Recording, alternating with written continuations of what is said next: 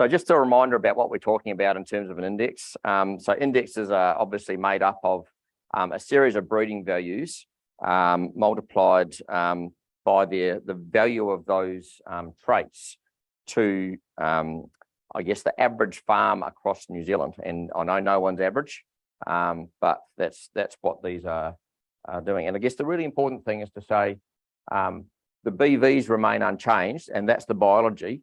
What we're talking about here is the economic part of it. And often when we get into these discussions, everyone wants to revert to the biology and what's wrong with the breeding values, etc.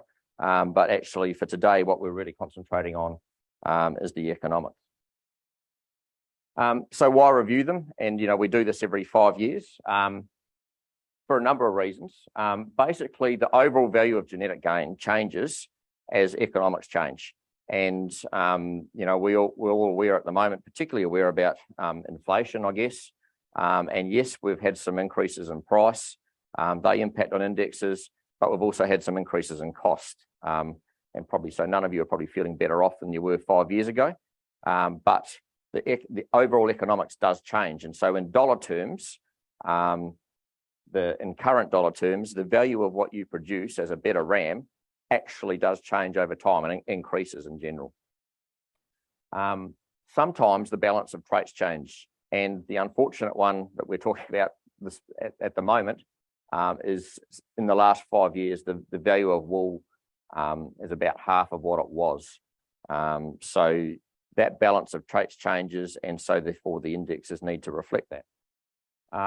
Also, national production averages change. So obviously, the value of genetic gain depends a little bit on where you sit at the moment, and so these indexes are all based off where the national average sits, and so that changes over time as well. So generally, we do these things every 5 years. We also have some changes to the evaluation. So we've now got meat quality, and Kala has been added in as an index. And a couple of other changes. So we took the decision a while ago, but it will be implemented in this new change to remove wool from the New Zealand maternal worth. And that's really because we've got a greater diversity of what's happening out there in terms of wool. And so to make the baseline comparison and to be actually able to make comparisons across more connected flocks, we've removed wool. Now, don't take that as a signal that we think wool is unimportant, because you can add wool back in. And so that's relatively easily done. But from the base index, it now doesn't have wool in that very base index. Also, we have floated the concept in the past that we were thinking about changing the base year. We had a need to do that before. We thought we had a need to do that because we were going to drop some of the older data just simply to be able to fit it through the computing pipeline. As it turned out, we found we didn't have to do that. In fact, it wasn't that desirable a thing to do because it changed some results. And so we didn't need to do that anymore. And so we consulted. We got pretty much a 50-50 response as to whether we should change the base year anyway or not. So we took the decision not to change that. Also, when we're doing reviews, we sometimes look at new approaches and how we might investigate that. Investigate some new approaches, and we considered a non-linear approach for facial eczema in this current review. So Abacus Bio conducted the review, hence why Neville's standing back there, or one of the reasons why Neville's standing back there anyway. And so they have rebuilt the model and reparameterized it with the current figures, and then we had a bit of a consultation process. So we had firstly, they presented what they'd done to us, and we suggested some changes. Then we had 2 industry consultation meetings online, and there were a bunch of changes suggested as part of that. And then finally, we have a sheep genetics advisory group who also spent a lot of time going through those indexes. And we did make several changes along the way as a result of that. I haven't listed them all there, but a couple of them were that we did revise the adult ewe weight penalty. We actually, I said before, we investigated a non-linear approach to facial eczema, but based on the feedback we got, we decided to retain the linear version rather than go with the non-linear version. So I'm going to talk about the maternal index, and then I'll talk briefly about the terminal index. So what changes are you going to see? You're going to see changes in three things, basically. One, in the value of genetics, so what the numbers look like. The second one is some changes in ranking, and we'll go through how much that will be. And then we're going to see changes in selection response. So if you applied this index, what would be the balance of traits that you would get? And we'll show you all three things. So for New Zealand maternal worth, on average, the new index is 190 cents more than what the previous index was. And on this slide, just to take it a little bit slower and go through, we've got a list of index values for proven rams from the current index, the 2017 version. We've got the new index with wool added back in so that it's comparable to the 2017. So 2017 has wool. This is the index without wool, but with wool added back in. And then over here, we've just got the New Zealand maternal worth without wool. So you can see for the average ram, that was 15.51 cents previously. It'll now be 17.95 cents or 17.46 without wool in there. But you actually get more change in the higher ranking animals. So if you go to the higher ranking ones, you'll see that the differences are bigger. And so that's what your numbers will look like in those higher ranking animals. So that's basically reflecting the fact that your genetics is worth more now than what it was 5 years ago in terms of the dollar current currency impacts. So changes in ranking, what do we see there?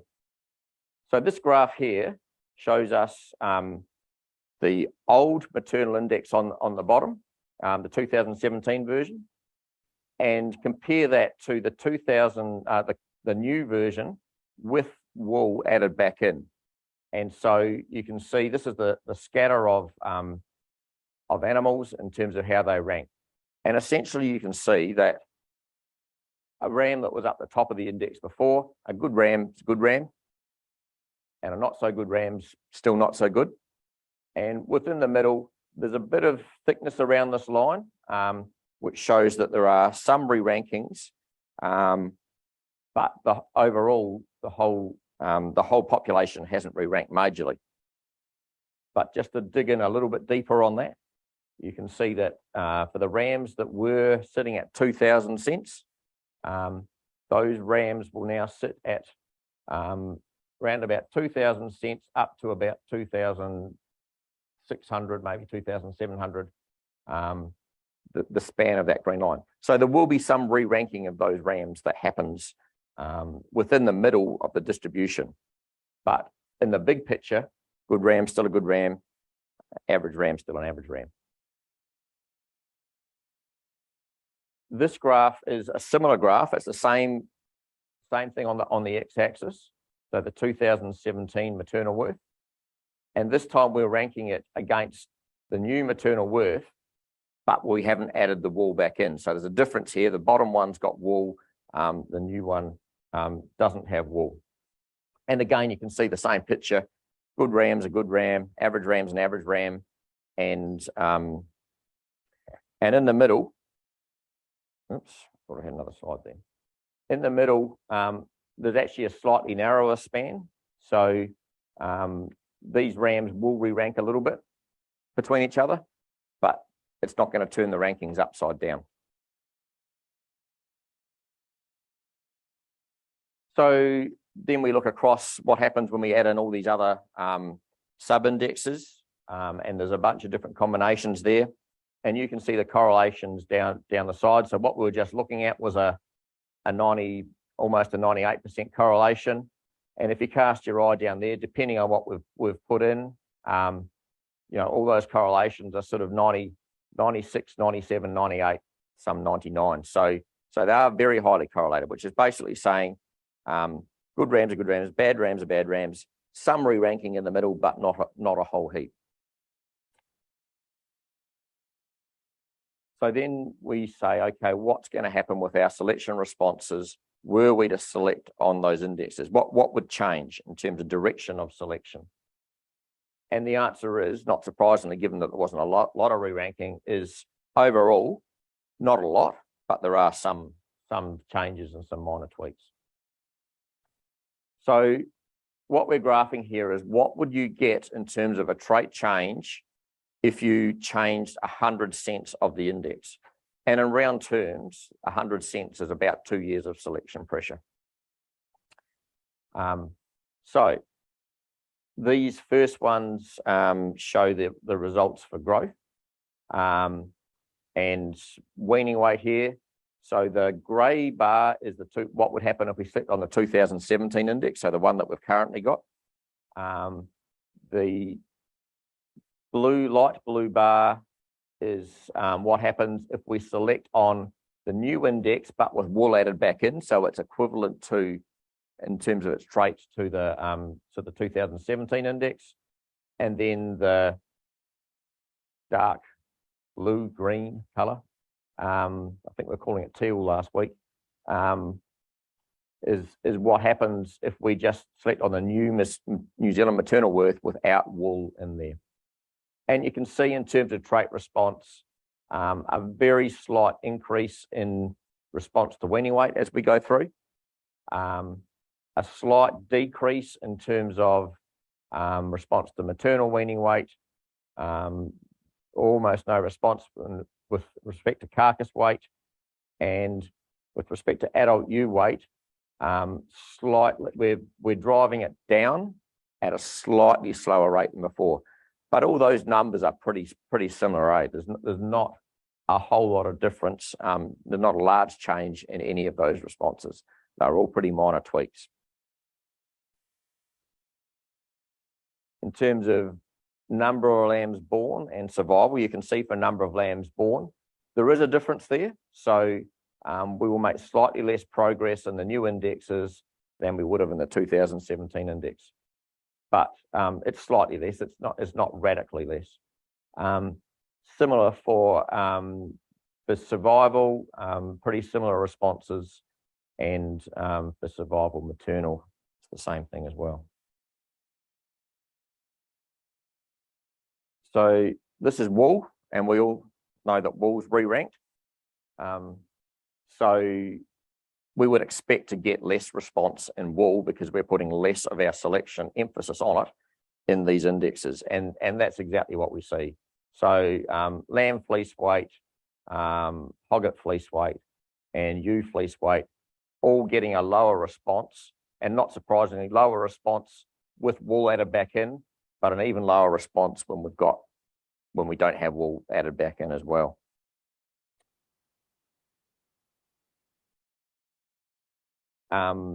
This is the meat traits. Again, slightly larger response, not radically different. But when you take some emphasis off one trait like wool, that emphasis will go on to some of the other traits in an index. Fecal egg count response. So whereas we were driving fecal, so this is New Zealand maternal worth plus DPF. And whereas we were going, reducing our fecal egg counts at a certain rate in the previous index, in the new index, when we add the fecal egg count index back in, we're actually going slightly faster for the fecal egg count 1 and 2, and pretty much the same, marginally slower for adult fecal egg count. We do have 2 new traits that we've got indexes in here for. One is bear points, and the way we've valued that, it's separate from DAGs. So we haven't valued DAGs in there, but we've valued breech bareness by a reduction in both fly strike and crutching costs, and belly bareness is in there as well, which is valued on reduced crutching. And Kala, that bears mentioning, so there is a value put on Kala here. Kala in itself is not an economic trait, is it? Kala is an indicator trait that helps you drive your worm burden down. And so in this case, we've actually valued Kala by its selection response to, or genetic relationship to fecal egg count. So the warning here is all these indexes are generally constructed so that you can add them together, so that we're not double counting things. This is the one exception. So because this is valued on its approach to fecal egg count, don't add fecal egg count and Kala indexes in together, because you will be double counting and overemphasizing that response if you do that. So use one or the other, but don't add them both together. So that's the buyer beware warning around Kala. That's the only one where we've got that situation. Everything else you can just add one on top of the other if you want to. Just briefly for the terminal thing, because Sarah gave me a wave just before to rattle on. So again, the values are going to increase, and here's the change in values. You'll get another 280 cents for the average animal, and for the top 10% of animals, you'll get almost 500 cents increase on those. The rankings, even more similar than what we looked at before. So these correlations are very high. So even in the middle of the distribution, there won't be a lot of re-ranking of the New Zealand terminal worth compared to the old one. And you would see the same thing with if you add in these two sub-indexes, FEC and DAG there too. The rankings are very high. Just to go through the selection responses again, and I'll rattle through them pretty quickly. So you look here across growth and meat yield and survival, all very similar, not large differences there. And this is probably one that should be explained a little bit. I should take a bit of time over. So New Zealand terminal worth, fecal egg count was actually going up if you just selected on that. If you added fecal egg count into the old New Zealand terminal worth, the 2017 version, you were driving fecal egg count down by a very small amount. With the new index, what we're doing, the same thing, if you just select on the terminal index, fecal egg count is actually going up. And if you add the worm fat back in, you will get barely a change, but a very, very slight change in that index. So an increase, so unfavorable, but you can see the impact of adding that sub-index in is that you go from up there down to pretty much zero change. So it is having an impact. Similar thing for DAG response. Just in terms of new traits, so there are a bunch of new traits in there, and we've put value on some of the meat quality traits now. I'm not going to run through the detail of these slides in the interest of time, but we do have ways now where we've valued carcass marble score, shear force, meat colour, and pH. These are it's still a little bit subjective as to how we go about valuing these, because no one is actually getting paid for these directly in the industry. So there's no schedule that we can go and see and say, okay, you're going to get X amount extra for a marbled lamb or a pH score. So when we did the consultation, we were quite transparent around that and said to people, well, does this feel about right to you? And overall, there was about 14% of the total selection emphasis going on to these meat quality type traits in the terminal index. And by and large, I think most people are happy. You know, someone might want it at 30%, someone else might want it at 0%, but most people felt that this was a reasonable compromise, given that, you know, we don't actually have direct values for these at this point of time. So just in terms of selection responses, the most important thing is that all these traits go in the right way if you are using this meat quality sub-index. So the light pink one is what happens if you include meat quality on top of New Zealand terminal worth. We drive marbling up, we drive shear force, which is a measure of toughness, down, so we're improving. Colour goes up, and a very, very small change in pH. And that's me, Sarah. Neville's here to answer any hard questions. I can take some easy ones. If anyone's got any questions or comments. And I should say we're here to listen to your comments as well. If you just picked either FEC or colour, which would make better progress in terms of the selection response? Colour, because you can only choose one or the other. Yeah, if you're just choosing one, FEC would be the one to use because it's more accurate. You're measuring the actual trait that you're trying to improve. So if you are doing both and you want to use an index, FEC would be the one to use.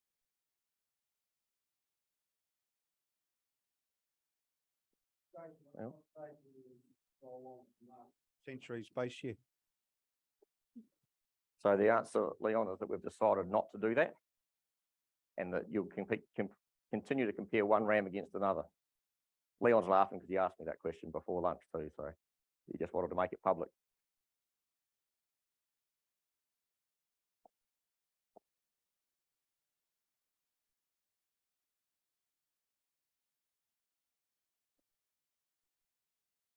No more questions?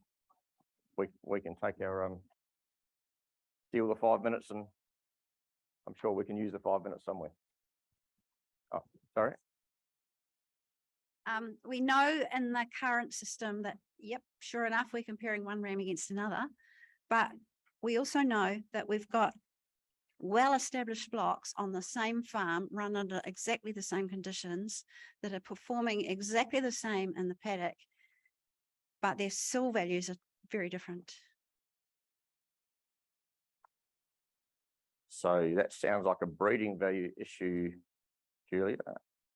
Without, I mean, there's not enough information there that I can dig into that, and it sounds like a big topic. But do you want to elaborate? Yeah, I'm just questioning whether our current system of comparing one ram against another is actually working, because effectively, according to all the sill information we get, these animals are well linked. The flocks are very well linked, and they're very well established flocks. They've been running for many generations. So just wondering if the current system of comparing flocks is actually working. So you're questioning the whole system, really. We'd have to have a look at the instances that you're talking about. I can't give you a generic answer to that up here. I'm not avoiding the question. It's just, I can't give you a generic answer to that. Other than we do validations, Michael does them, and what it's showing is that the breeding values predict phenotype of the next generation.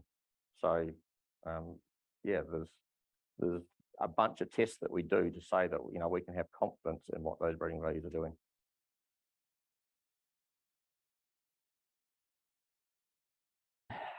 So leading on from what Jason's just taken us through, we wanted to talk a little bit about the tools that face out to industry. And that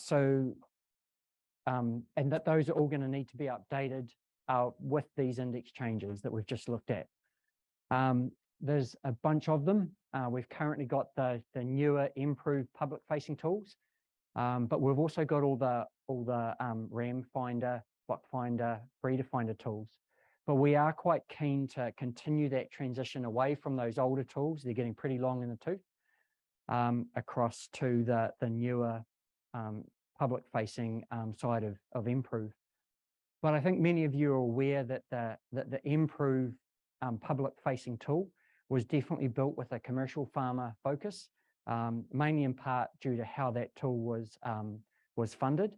But we've had lots of really good feedback and suggestions from breeders, which, along the lines of, like, this tool is all very visual and very intuitive, but as a breeder, there's definitely additional functionality that you get from the current tools that would need to be added to the nProve tool. So we've got some mock-ups that'll show you what that functionality looks like. So you get an idea of how we're looking at modifying that future nProve tool to do a better job of serving breeders. And we'll show you those mock-ups in a minute. Really, I guess, to give you an idea of where we're going, but also to see if there's any feedback or other ideas that you'd like to throw in the pot for us to work through with the team. But just before we go and look at the new tool, in terms of the existing ones, it's Flock Finder, which looks like that, Ram Finder that looks like that, and Breeder Finder that looks like that. Many of you have spent the time, come to terms with those tools and use them quite effectively. So we don't want to rip the rug out from underneath you. But at the same time, we've had plenty of feedback from breeders and other people in the industry that that's quite an intimidating starting point for someone who's looking to search up some information on genetics or on flocks.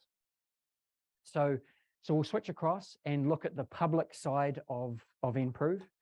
You just give me a second here to convince this computer to do what I need. All right. So just to set the scene, we'll just look at the current tool, the way that it works right now, and then here's my mouse, and then we'll switch across and we'll show you those mock-ups. So at the moment, when you come in, it's a pretty simple question between a maternal and terminal animal. You'll then be guided, or the commercial farmer is guided to choose what traits are the priority for them. There's some sliders here that you can set. Let's say I want to be in the top half of New Zealand maternal worth.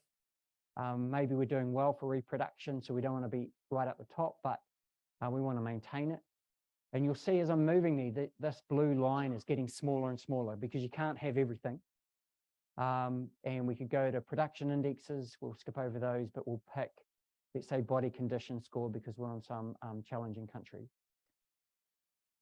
From there, we can go through and look at the flocks that are sitting there with the, sitting in the percentile bands for those traits that I just flagged of interest. So that was really the part of the tool that we put together with a commercial farmer in mind, and trying to keep it pretty straightforward from a usability point of view. There is also an area where you can go look at individual animals, much like the current flock finder tool. And again, this is just to give you an idea of the types of genetics that would be out there. So that's just a real quick overview of the current public-facing part of nProve. If you want to go check it out, it's at nprove.nz.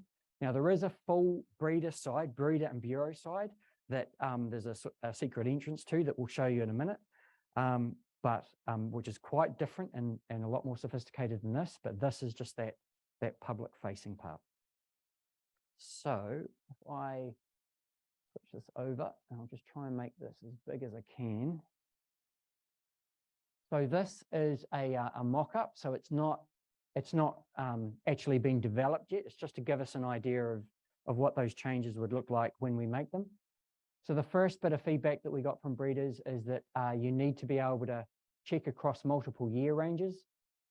So you can see we're looking at changing that, so you could specify in this case a number of years. We also, just while we're in here, I'll just see if I can get that a bit bigger. Jason was saying before that New Zealand maternal worth won't be here by default, but it will still be available in here in the production indexes section, along with the other wool fineness and wool color traits as well. The next feature that we've had a request from breeders for was the breeding values. So these are the current breeding values that are available to you in RamFinder, so that those will be added in so that you'll be able to select which ones of those you'd like to put a criteria on, or ones that you'd like to see in your results. And if we go to the results, so this is, I know that'll be impossible to see out there, but these are just what you saw before, except with the BVs that we had wanted added. The next feature was that that you wanted the ability to be able to switch between this graphical view and a lot of the reports that you would get at the moment would be just a table of data. So there'll be a button there to switch to just a table of results rather than that visual one that's that we were looking at before. And with that, also giving you the ability to download all of that as a CSV or as an Excel file. We go to the animal results. We've had quite a few requests to be able to pop an animal ID up there just to search for an arbitrary animal ID. And if we go and view the results of an animal, just the same as, all of this is the same as it is at the moment, but we've had requests for a visual pedigree tree, and also the ability to see the progeny of that animal as well. So hopefully that gives you a good sense of how we want to keep that tool nice and usable, but I guess add in that additional functionality to make it a bit more efficient for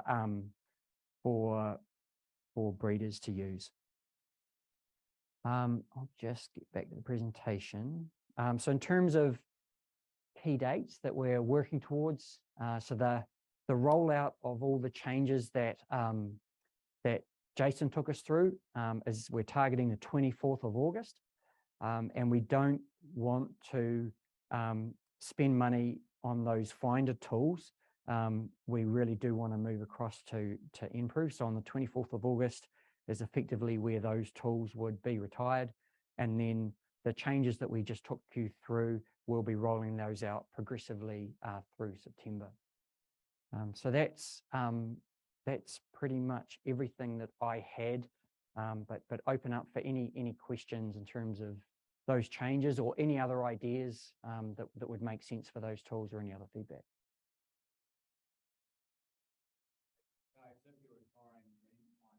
Be able to do everything on RamFinder and nProve.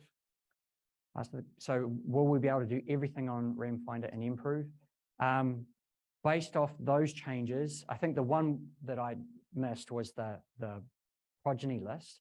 I think now we do have overlap with it. And we took the BV list I just showed you, was the same BV list that's in RamFinder with the new indexes added. But I mean, if there's any use cases that you're using that you didn't see covered there or don't see covered by the current tool, let us know. Cool. Hi, if RamFinder's been retired and somebody types in that web address, it'll automatically be redirected? We will, yeah. We'll update links on the website to point across to the nProve public-facing screen. Yep.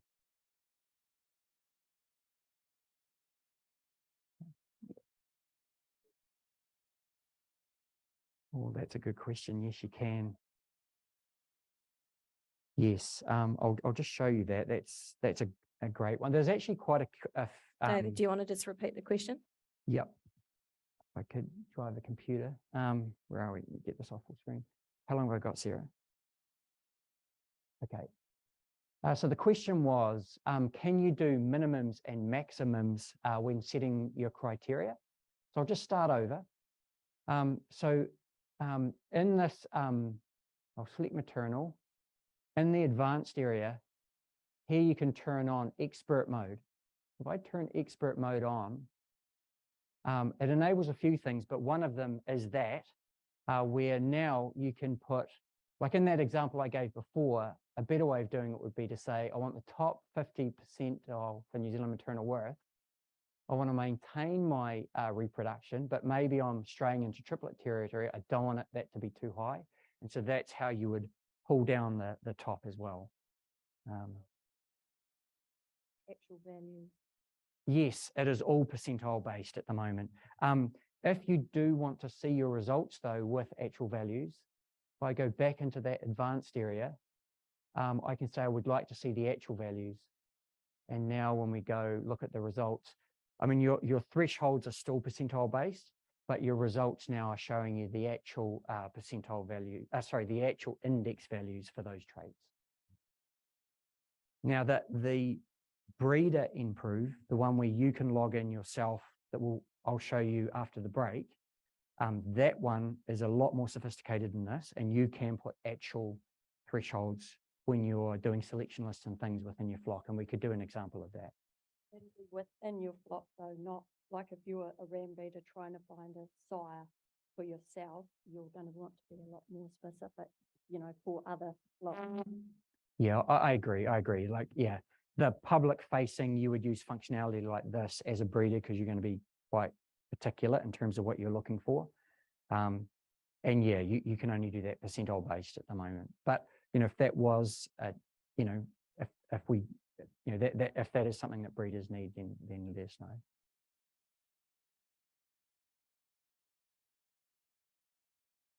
Dave, can you please explain what percentage likeness actually means?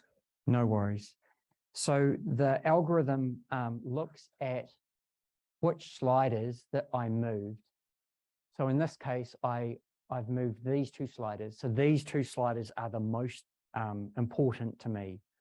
And so what it's doing is it's looking at across those two sliders for the animals within each flock that met that criteria, so that are sitting within that percentile band, how close to the top of where that was set are they within each of the areas where I set the sliders. So in this case, it's within those two sliders. If I was to go down to and move body condition up now it's looking for the animals that are within that range, within each flock, that are sitting closest to the top of those three traits. So it's looking at which traits you moved those sliders on to determine that. And this was there's been a lot of back and forth within the breeder community over this, between should it just be based on the number of animals, but then that, obviously the smaller flocks felt that that was unfair. And so this was the middle ground, where we've got this likeness number looking at how well maximized the matching animals are for those traits of interest. But then we also do show clearly in a pretty big number how many animals within each flock would be available within that spec that you've specified. So that was our way of trying to balance those two opposing opinions. So could you actually have a percentage of that number of animals? So like that first one with the black-tailed chicks, Yeah. like 63 out of how many? So what percentage would that be? Yeah. There is something there at the moment. If you go into more info, you can see the total number out of the flock size, but that's also been cut down by the birth year. Whereas I see what you're saying, it would be within the year and sex, what percentage were being dropped out. Because to most commercial farmers, that percentage of likeness doesn't really mean anything. I mean, they would be wanting to see how many numbers of rams would match their criteria.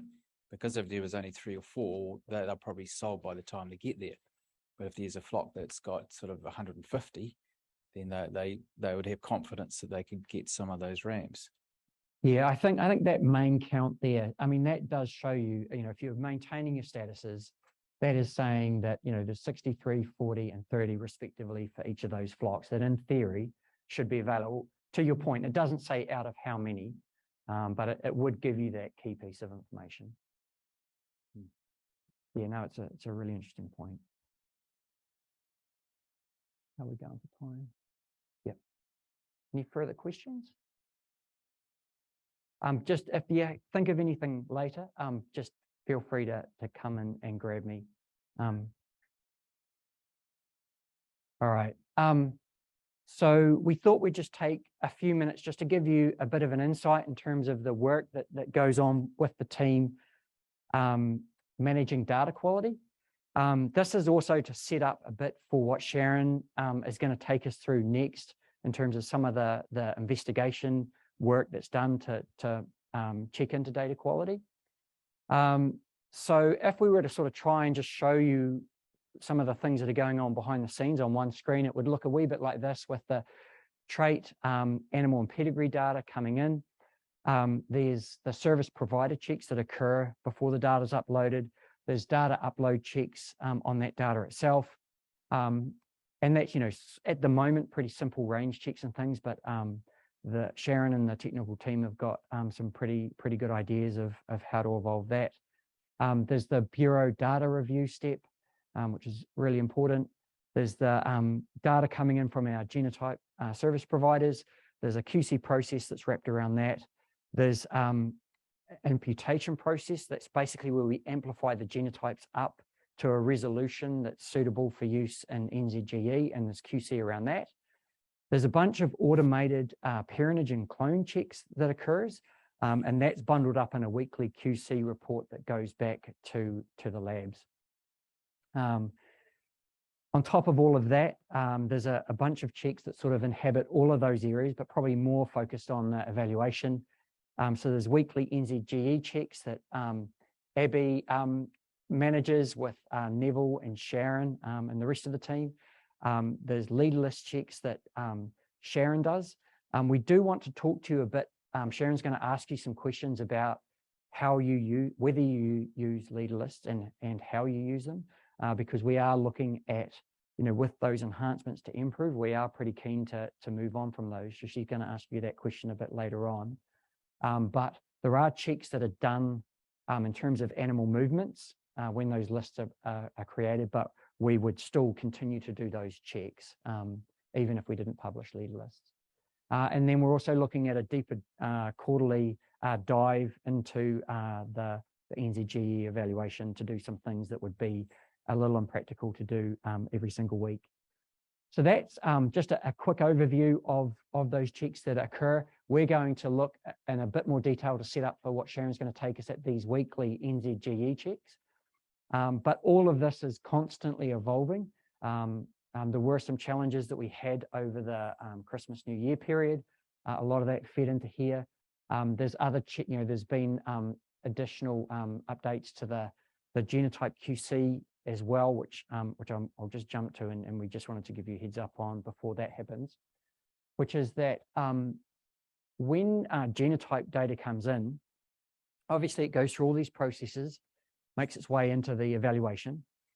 It's really, really important that the code that Michael Lee and the science team look after doesn't get mixed messages. It's really important that when that software looks at the genotypes and it can see who's related to who, that matches any pedigree information that's been loaded into SIL that's coming in as well. And so one of those QC checks that was on the previous slide is to go through and check that that's correct.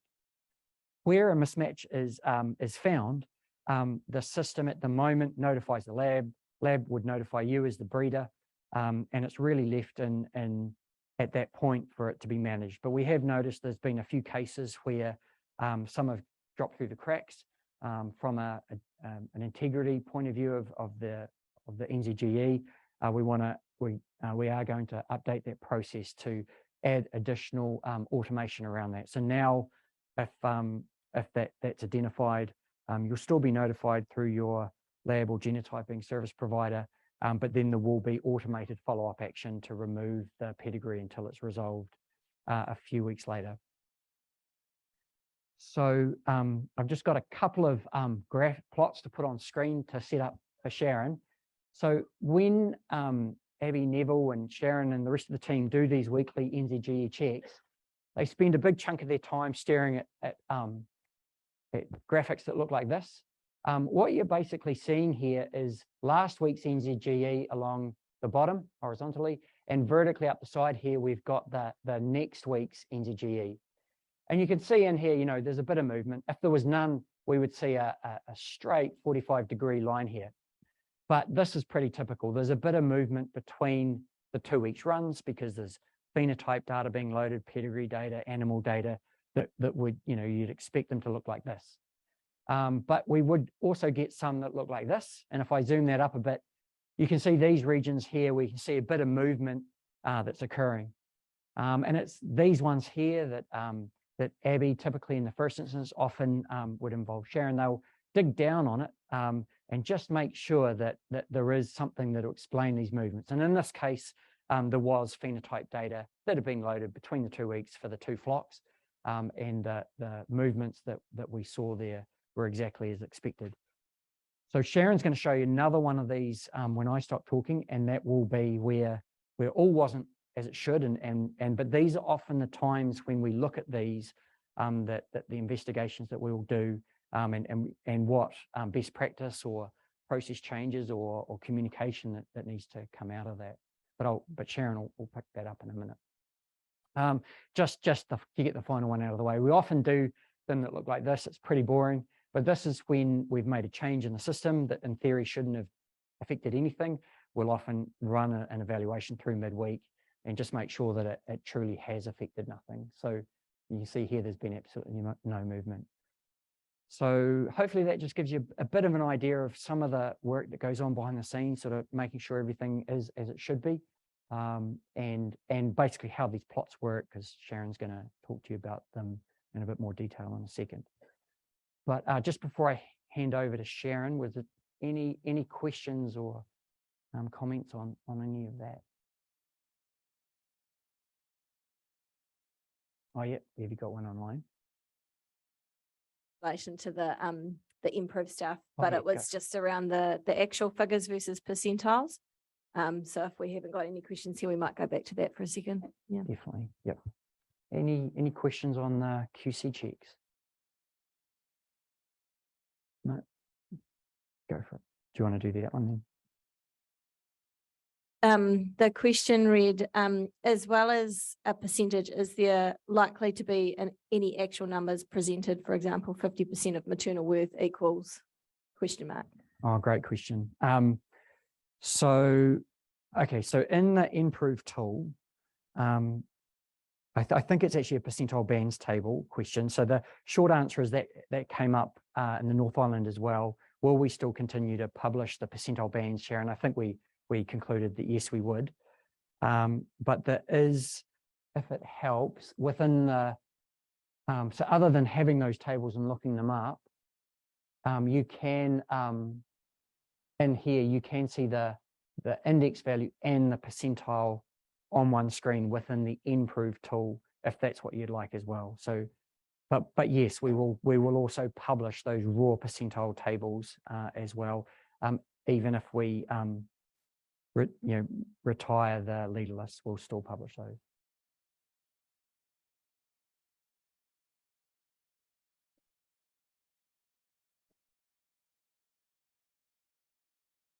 Okay, so for those that know me, I do a lot of the investigations, breeder queries, and I have a bit of a hobby horse about data quality, because the more accurate we can make predictions for you, the better you can do your job.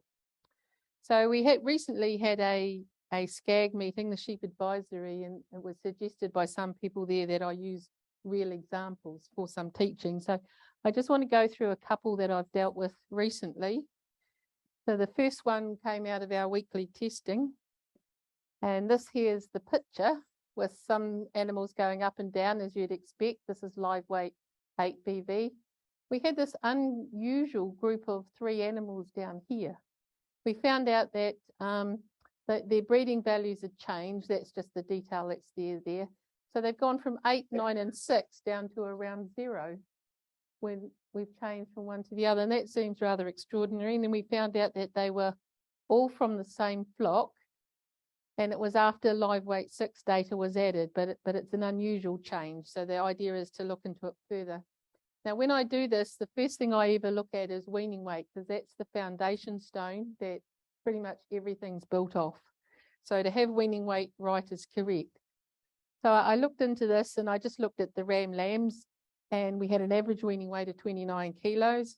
But when I looked closer, there were 2 dates, and the dates are quite far apart. So SIL works by looking at the mob. If you say these animals are in the same mob, it says these animals have been run together from the start period to the measurement period, and we can compare them without any correction for mobs. So in this case, we've got 2 very different weaning dates. So the late wean ones are unlikely to have been in the early ones, because we wouldn't have had weaned and unweaned animals running together. So because they're in the same mob, it hasn't looked for the recording date difference. So we looked at them, and the actual weaning weights are very close. The ones that were weaned in December and in January were both around 29, 30 kilos, but they had very different birth dates. And as soon as you see those birth dates, you think, hogget lambs. So sure enough, when I looked at them, all the December wean animals were out of ewes, and all the January ones were hoggets. So again, they can't have been run as one mob. You wouldn't have unlambed hoggets running with lambed ewes and vice versa, and you wouldn't have hoggets with lambs that put in with weaned lambs. So we've got a correction to make there. One of the things I'd say is that we usually expect around, for a reasonable sized flock, about 3 weaning weight mobs: earlies, mediums, lates, or sometimes singles, twins, or we do expect some weaning weight mobs. So we need to account for those environmental effects. So then I looked at what happened at live weight 6, and they were all in the same mob again, mob 1, and the weights were taken on the same date. So by saying they were all mob 1, we're saying that from weaning to live weight 6, these animals will run together. And they wouldn't have been because the lambs were still on the hoggets for part of that period. So then I looked at how much weight did they gain, and the lambs that were born to the ewes gained 12 kilos in a 50-day period, and the lambs born to the hoggets gained 5 kilos. So when you think about it, we told Sil that they were all together from birth to weaning. And so the weaning weights were both 29 kilos, and the hogget lambs were born later. So it says, wow, you got to the same weaning weight in a much shorter time. So you're going to have an awesome weaning weight BV and a really terrific live weight 6 BV. And then when the live weight 6 BV information came in, it said, oh, in fact, that didn't happen. You know, you're low. So it changed all those live weight 6 values to close to 0 in this case. So that's pretty much what I've said there.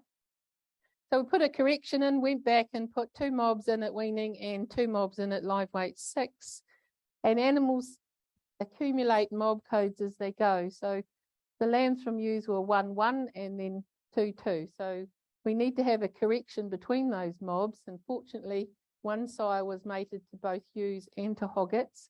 And we could work out what the impact of the mob effect was, and we could correct the BVs. So here are my 3 sires now. So we've gone from these values, we got down to close to 0 for those 2. Not so bad for him. He was actually mated to some ewes as well.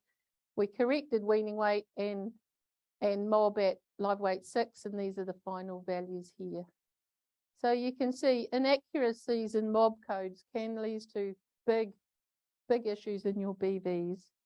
And you can see how easily it could happen. You know, at weaning you were doing the lambs from the ewes and there was 1 mob, and then you're doing the weaning of the hoggets and there's just 1 mob. The bureau didn't pick up that they should have changed it, and the breeder didn't pick up that they should have called it something different. So you can see how it happens. There is an alert in SIL where when we have a mob with different dates in it, it turns it red. So there is an alert there. It's not a particularly active one perhaps. But we're talking within our team, this is not uncommon to have different dates and mobs, not always hoggets and ewes, but can we have an auto fix? So Jason and a few others have proposed an auto fix, whereas there's a separate date, we make it a separate mob. My question on this, or channeling Cheryl Ann, is but if people get the hang of that SIL will do this for them automatically, will they actually dial back and think, oh yeah, SIL will take care of that?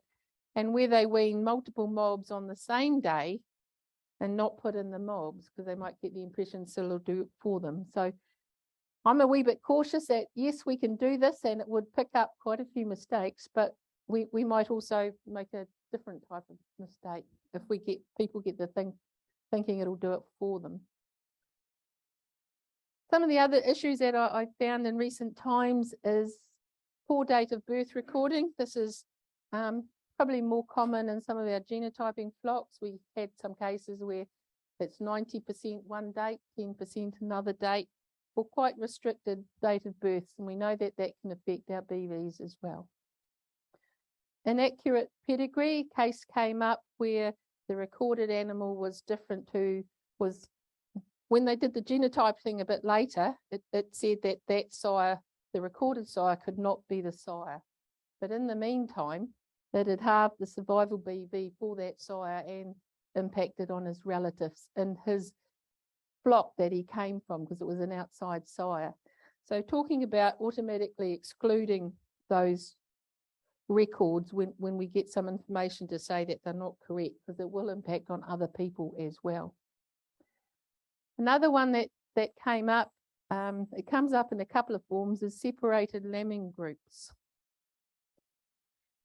So in this case, the example was it was outside sires available to the flock ahead of their normal mating time. So sometimes that's they put a ram in a trailer and you have it for a week and then someone else has it for a week. And that may not coincide with your normal lambing date. Or it could be that, so here we've got AI or 4 days of natural mate or whatever the thing is. And then, 3-4 weeks later, you have your main lambing with your bulk of your homebred sires.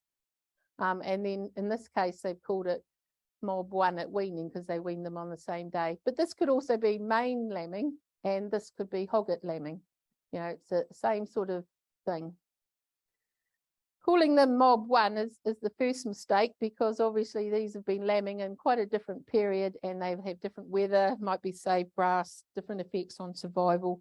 So and the least we should be doing is calling them 2 different mobs. And in this case, the weaning weight, I've just used 42 and 36 kgs here. Got a 6 kgs difference in weaning weight. But if this is a completely different ram team to the rams here, we can't tell how much of that 6 kilo difference is genetic and how much is due to the fact they're a bit older and the conditions were different. And if this is their outside sire being used for benchmarking, and we can't properly correct for this effect, potentially we could be benchmarked lower than we should be. No one wants that, do they? So again, whether this is this early lambing or this is main and that's hogget, we need to have a sire in common with both. So if you're AIing or something which has got a very specific date, you might put 100 ewes out with a homebred ram that's also going to be used later, maybe with a harness on, and once he's got 20 or so ewes marked, you might pull him out. And that way you're going to have some homebred sires with progeny at the same time as your main lambing. So here we've got 42 kilos and 36 kilos. Sire A, his progeny in mob 1 were 40 kilos and 35 in this one. So same genetics, same, we can correct for any bias in the ewes, but if we said they're the same ewes, then we can say of that 6 kilos, 5 kilos was environment, the fact they just happened to be on the ground longer and those sorts of things. And the ram we used here was about 1 kilo difference on average here. So our benchmarking ram shows we're fairly similar, but it could have been greater or less. But it's also the same with hoggets. Again, that could be main lambing, that could be hoggets. And again, if we have a sire across the both, we can correct for the impact of being low birth weight and low milk for hoggets. So linking mobs is really important. And whenever we go do these things, we also find connectedness is something that we need to talk about all the time. It's something that's a little bit complicated, but it makes a big difference to your values. So how am I going for time, Sarah? So I'll just run through this briefly because you should pretty much all know it. So if we have a ram team in 1 year and a completely different ram team in another year, 1 year could be good growing conditions, one could be drought. We have some phenotype measurements. We have no way of knowing how the rams here relate to these rams here because we can't correct for season effects. So we have to use a ram in common across years, at least one. In bigger flocks, it might be 2 or 3. Normally it's a good one from the previous year because you still want to make progress. Across ewe age groups, so we've got our cute hoggets, our middle-aged ewes and our older ones over here. We need to use a ram in common so that we can correct for the fact that the birth weights and the milking ability of the hoggets tends to be lower compared to middle-aged ewes. And we may also have some effects at the top end. Sometimes it's not practical to have the one ram do all 3, but as long as we can link this one to this one and that one to that one, we can link these 2 together too through this mob here. Across mobs, we talked about before. We're looking for at least 10 progeny, ideally of the same sire and by sex if possible, so that we can calculate the impacts of different mob effects. Across flock, that's the important one for benchmarking. We say that the minimum we recommend is every 2nd year, but personally I think it should be every year. And if you want strong connections, regular and more is better. So more linking sires, more linking progeny, and your chances of being benchmarked more accurately relative to other flocks is higher. Essentially 30 connected animals with measurement in a 3-year connectedness window. Because if we drift past 3 years, one flock can move faster than another and we get a wee bit out of sync. We don't want to be being benchmarked on animals that are 5 years old because we could have moved on from there. So with traits, that's covered in the next slide. FE, we have slightly reduced numbers for FE just because of the sheer cost, but we're hopeful of having a better system. So common questions. I've dropped suddenly. I was connected. I had a green 3 on my traffic light, so telling me everything's good, and all of a sudden I've disappeared. I no longer have a New Zealand maternal worth. I don't show up in nProve. You know, how did this happen? There's a couple of ways this can happen. This is a bit small for you to see probably. This is actually an FE picture because when you get into the big traits like growth and reproduction with all 600 flocks in it, it gets very hard to read. But these are flock numbers along here, and these are how they're connected. So this is our main NZGE group with benchmark values. And you can see here we have a subgroup which are quite strongly connected to each other. I'd expect that to be about a green 2. But you can see they're linked to the main group tenuously through one other flock, and it's getting very close to this threshold line. So next year when we change the connectedness window, that flock, this whole group here is going to go from being a green 2 to being unconnected. They're not the easiest to read, but they do give us some extra information, those diagrams. Oops. And another question comes up, I'm connected for survival but not for reproduction. How can that be? Again, we have to have 30 lambing records on a ewe for connectedness. That might be 15 ewes with 2 lambing records, or ideally 30 ewes with lambing records. So one of the things I often see when I'm working with the sheep on breeders' farms is that the progeny of outside sires look a bit different to the homebred sires. And I think as people, we have these unconscious biases. You know, they look different. They don't look like my sheep. And at the smallest thing they do wrong, you go, oh, she's out. Never liked them anyway. But sometimes we just have to suck it up and say, I don't like them. I'm not going to be selling the progeny for rams or anything, but I need to collect the full suite of measurements to get my connectedness. So sometimes you just have to put up and keep them. And I'm connected for growth, but not for meat. So that's usually a case where maybe 25 or 30% of the ram lambs get measured for muscle scan. You didn't retain enough of the outside sire to get those 30 measured progeny. So even if you don't like them and aren't going to sell them, again, maybe make sure you keep enough numbers that you get your meat connectedness, because that's useful to you. So that was fairly quick, but I'm available to answer any questions or talk to me later on. Yeah, we've got heaps of time for questions. So if you've got any data questions, now's your time. I'll have another go, Sharon. So if you've got so your early lambs and then your hogget lambs, it's different weaning dates, but then after they're weaned, they then run together. Yes. And then they are weighed live weight 6 on the same date, eye muscle scan and everything. Would they still be separate mobs? Yeah, that they would, because I said that they accumulate their mobs. So if the main mobs was 1 at weaning and 1 at live weight 6, the later lambs would be 2 at weaning and then 1 at live weight 6, because they were together there, say. So one group are 1 1s and others are 2 1s. So we would have had a correction there for the weaning part of it. But not the live weight 6. Well, if the measurement dates are different, they should still be a separate mob. But yes, sometimes you've got. No, if the live weight 6 date is the same. Yes, but they weren't had different together weaning from dates. they weren't together from the beginning point to the live weight 6, in which case they should still be separate. If there are 2 mobs of lambs from ewes, both weaned on the same day, say mob 1 and mob 2 from ewes weaned on the same day and then combined, we'd have 1 1 and 2 1, and they would be fine. Yeah. So if you think of it, they need to be together from the start of the measurement period to the measurement date. Then they are the same mob.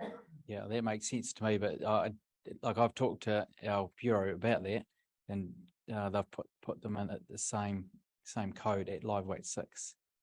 And so I don't think all the bureaus understand what to do either. So Yeah. there's other issues there too. Yeah, we do work with bureaus and have bureau training. So it doesn't actually matter. Sorry.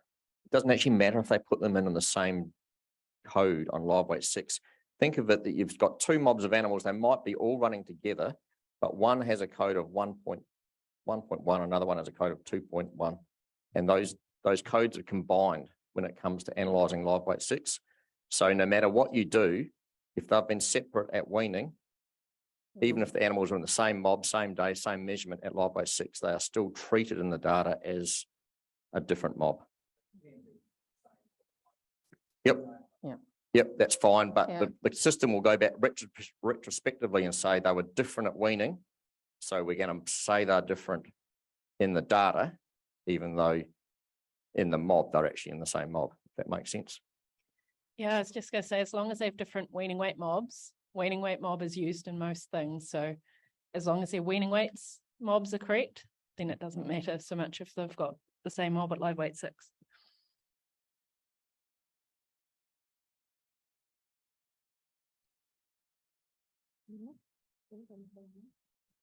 Oh, I've got one online. A question from before in regards to FE-DPX. This might be for you, David. Can you explain the linear to non-linear correlation, if that was the correct wording? My emphasis on it is that we're an FE Gold flock testing at 0.62 milligrams per kilo, mainly as we are getting sustained zero reactors at 0.6. We also have a Baltic/Coopworth cross with zero ramguard testing, only some natural challenge testing. Somehow the untested Baltics/Coopworths have a massive plus 2000 DPX, and I've had FE tested rams with negative DPX, which have passed with a nil and have been sired by FE Gold rams only. I think that's a case of it's better if they write that all down and forward it to us so we can look at it properly. Can't really do that off the top of our head. Yeah.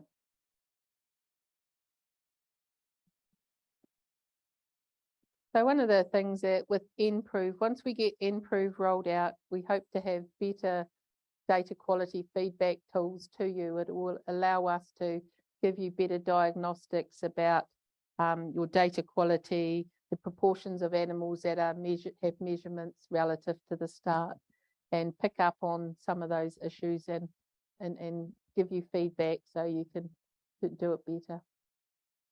Thank you. I was working with a breeder the other day and we found that they had a 80 kilo weaning weight, 82 kilo weaning weight, and their live weight 6 was 42 kilos or something. So that 80 kilo was obviously two animals that got on the scales. That was the value that was in the database. Yeah. So how does that, does so that 80 kilo value get used, or? Yes, and Syl really hates it when animals lose weight. It doesn't like that at all. So currently when we do our checks, it's within a weight, and some people, you know, wean in mid-January, so we can end up with very big weaning weights. That one does seem quite excessive, but it means that when you load data, when it says this is an extreme animal, are you sure? Those widths are quite high. A more sophisticated system would then, and when we do the live weight 6, it does something similar, and so 40 wouldn't pick up as an issue there. A more sophisticated system would say, well, this is live weight 6 and that's weaning weight and something doesn't work here. That's a slightly more sophisticated data checks where you're doing 2 points in time. So whether we'll be able to do that, it would be nice to be able to do that. And nProve certainly gives us potential to do more of those things than Syl does. Yeah. Got another online question, Sharon. What do you recommend to bureaus re flocks that don't send data in a timely fashion? Some take an entire year to send weaning weights from the previous year and still seem not to worry and sell rams to other studs. Yeah, so the data quality foundations are quality of data, quantity of data, and timeliness of data. And the idea is that once we've developed some tools to give you feedback on that, that there would be a period where you would have the opportunity to improve, and at some point that may go public, your data quality score. This is done in both Australia and in Ireland. So the timeliness we were talking about, there are key times when you'd like to have weaning weights in. So they should be in by, say, the end of January, and other periods where if you fall past that there would be some kind of reduction in your score. But you know, I got rung up by a very angry breeder one time because nProve she put a whole year's data on in November and doesn't appear in RamFinder, and we do the updates monthly at that time of year, so she had to wait till the December update. But it was all my fault that we don't update it more regularly, whereas she was putting a whole year's data. So every selection decision to date had been made without the benefit of BVs on those animals. So, yep, it's quite variable out there.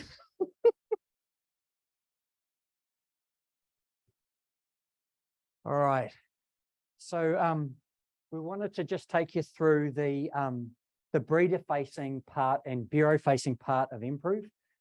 We saw the public or industry-facing part that we're looking at enhancing. So we'll just switch across to that now, and I'll show you how to make your way across. So what I'm going to show you is what nProve would look like once you've got your own breeder login. Can you turn my mic down? Or one of the mics is quite hot. Bit of feedback. Yeah, thanks. Thanks, Jackie. Yeah, so the process is to request your login. There's a card there with a QR code on it. You can use that to request your login. We ask that you get in and do that early. We want to get those requests in before lambing. The reason for that is that when we create your login, we don't just sort of throw it at you and say, have at it. It goes through to your bureau.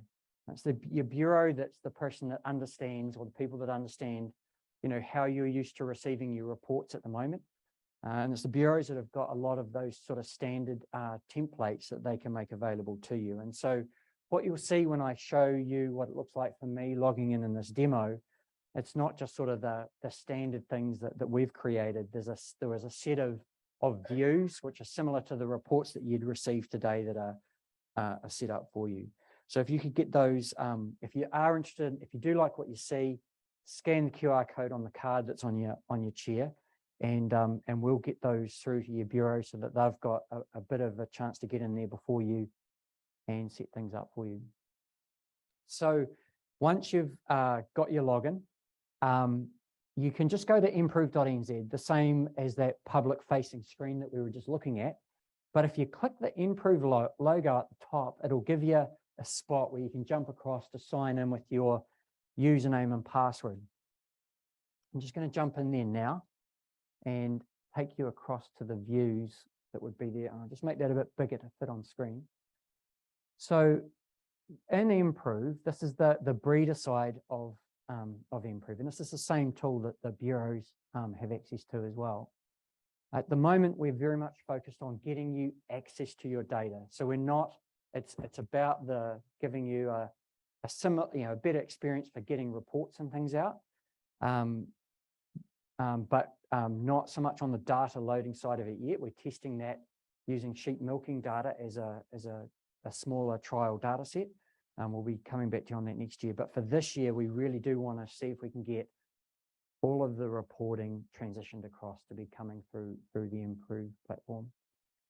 So when I've logged in here, I used that clicked on the logo, signed in. You can see in my From Bureau, we've just thrown a few example things in here. So we could open up a cull list and click on it. And I mean, a lot of this is sort of hidden behind the scenes, but the bureaus will know, that when they submit to get a report for you, there's often a big delay. It goes into a queue and the system chews on it. Whereas hopefully you can see when I can click on that, I mean, that just comes up pretty instantly. Now, these are called quick views. They're sort of where you just need a simple table of data where we're trying to sort of get about 90% of the different scenarios covered off in here. And so here's an example here. You can see the Bureau in this case has chosen the columns that are all going to be there available for me. I can literally just come in whenever I want to use it. It's going to pick up the latest NZGE results and give me access to that straight away. Now, if this isn't what you wanted, or maybe you need it modified for some reason, you can, if you get hold of your Bureau same way as you would at the moment for getting reports run, have the conversation about what you want to have changed. And all of these views that I was just showing you, they were created and shared to me by my Bureau. So they can also change them as well. And so if you need a new one or something changed, they can literally do that on their end, and then that is instantly available to you from that point moving forward for you to use as you like. We know that the majority of breeders are in that camp. You just want it taken care of. You want to be able to come and get the information when you need it, but you want somebody that knows what they're doing to set it up. I'm not going to spend ages on this because we've done plenty of other demos in terms of the capabilities of this tool. But you can also do some modifications based on what your Bureau's provided. It could be that there's another column that you'd like to add, so you can click add column. But again, like I said, you can just call your Bureau and have them do this for you as well. You could add, and all sorts of things are there available. It could be that the criteria that was set up for you needs to be modified, and you can just apply those criteria changes yourself. Or maybe if this is a culling list, we could add a new criteria. We could add a criteria on an index of New Zealand maternal worth and pop that in as well. And then I could say I only want to see animals above 2,000. Again, like I'm not going to spend ages going through all the features. We've done that before, but I just want to make the point that it is about giving you that instant access, but making sure that it's with that support from your Bureau to make sure that that you're looking at the right thing to start off with. You can sort as well. The other key thing that I will show you is a real common request is, okay, that's great, I've got access to it in there, but I really do want to be able to download that and get access to it on my local computer. So you'll see here, I've just decided to pull that out in Excel. And it's loaded up on the wrong screen. Let me just bring that over. And here's the Excel file that's provided. There's all the criteria and which GE job's being pulled. And then there's all the data there available to you to save on your local computer, or maybe you want to do some other work on it. And that's not a CSV file. Many of you will have come across the issues where when you pull in a CSV file into Excel, it'll turn animal tags into dates and scientific number formats and all those sorts of things. So it was really to try and sidestep all of those sorts of headaches. So that's really the brief 2-minute pitch in terms of what it is, how to go about requesting a login, get it done early, and the types of capabilities that it gives you. There's all sorts of other. I mean, seriously, you can get access to raw trait information. You can summarize raw trait information. The example that Sharon gives is with raw trait scoring to be able to average those by sire, and like there's all sorts of things that are in there. But I won't do that to you this afternoon. But yeah, get the scan the QR code and request your login if this looks like it's of interest to you. I think that's everything I had, other than just whether there are any questions on that.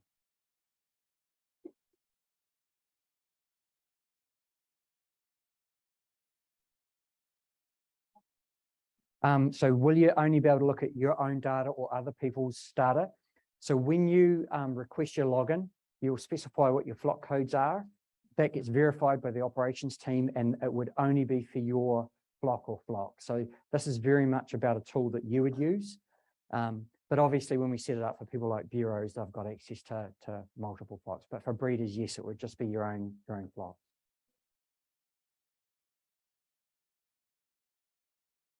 Yep. So the point there that Ram Finder lets you look at other flocks and other rams, and that's exactly why I was sort of trying to separate the public-facing part of nProve, which is more like Ram Finder, the one I demonstrated before the break. That's the Ram Finder type scenario where you can look across industry for genetics. Whereas this one where you sign in with your username and password, that's very much about giving you better access into your own flock only.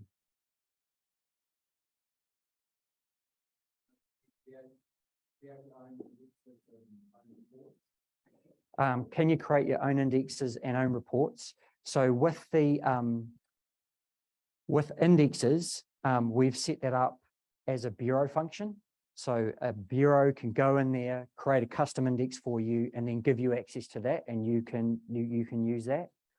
In terms of creating your own custom reports, yeah, I could. I'll just show. How am I going for time, Sarah? Yep. Okay. So if I just go out of here, I won't save, and let's say I just want to create a new view that's showing me all the raw trait information. I could go ahead and create that now, and that's I'm looking at 20,000 bits of raw trait information that's gone there. I could add a criteria, choose to change the column. So long as it sort of meets that that criteria of a reasonably simple table of data that we can produce, yes, you can. But I really would sort of give the warning or the caveat that it's incredibly capable, but it really does need to be with the support and supervision of your bureau. We definitely want to see that when you come in there, there's a good solid starting point where they've set up the different things, and then that you sort of like the data you're looking at is the data you think that you're looking at. But yes, the capability is there. Yeah. Will you be able to access meat eating quality data in there? So that's the BVs and indexes. Yeah. So raw trait data is in there, BVs are in there, and indexes are in there. Unless it's go for it, Sharon. So in terms of meat eating quality, that's currently available through the flocks that participate in the SIGC, where those measurements are taken. So yes, if you're part of that, you will have access to those.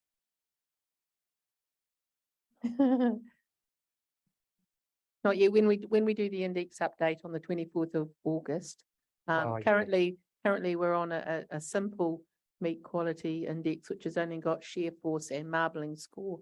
Yeah. As of the 24th of August, it'll have the 4 traits in it. I think, is Julia, where is she? Oh, yeah. Was it? Yeah, I think you sent something through. There's some we need to add that aren't there. Is that right? Yeah. Yeah. The meat eating quality BVs are not yet available on nProve for breeders. Yeah, we got caught out because the but they will be very shortly. And the analysis is not available, but we know it's coming. And that's coming too. Yeah. So it will be available, but yeah, Julia's right. Right as we sit here right now, there's an issue preventing that. Just as a question on that though, because data is measured through the SIGC, they won't actually have access to the raw data then, though, will they? It'll be within the SIGC flock, not their own flock. So any raw data, you would have to be the owner of the flock the animals in to get access to that data. Yeah. So if it's currently sitting outside of that, then you're right. Yeah. Raw meat data is some of the most misleading data to look at. It's way better to use the BVs. One thing, David, the official report writer is coming. So this is quick views, but you want to just mention the report writer? So this is, like I said, 90% or 80 or 90% of the scenarios is this, where you want to be able to come in, get access to that straight away, make any tweaks to it straight away. But we also have a second feature that's coming soon, which is the report writer. That'll be available to bureaus. And that's where they'll be able to actually lay things out onto a piece of paper. We've got options there to put graphic content in, could be logos, could be graphs and things. So that's much more of a highly customized display sort of content. It'll still be available to you in here, but and that would carry the nProve branding as well. So that's coming. Yeah, so that's after this. Just another point too for those online. They were asking about the QR code, and of course, without having them here, we haven't given them the QR code. But in the chat, you'll see a link to the website that scanning that QR code would take you to. We'll also circulate that web address with the slides and things after the roadshows.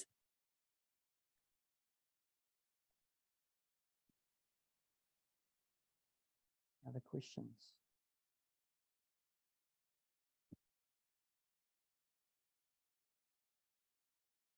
So reporting of a cross flock, like New Zealand Parendale cross flock, you won't be able to do that on nProve. Yeah, great question. Yes, so we've got quite a cool group system where you can have your own access to your own flock, but then we can put you in groups depending on how you're aligning with others in industry, like that example, where then, and again, it's got to be in a way that all breeders have agreed to. But yes, that is the intent, is to make life a bit easier for those groups, and so you would be able to access across them. But I mean, we've just got to be, careful, just to make sure that everyone's aware of what everyone can see.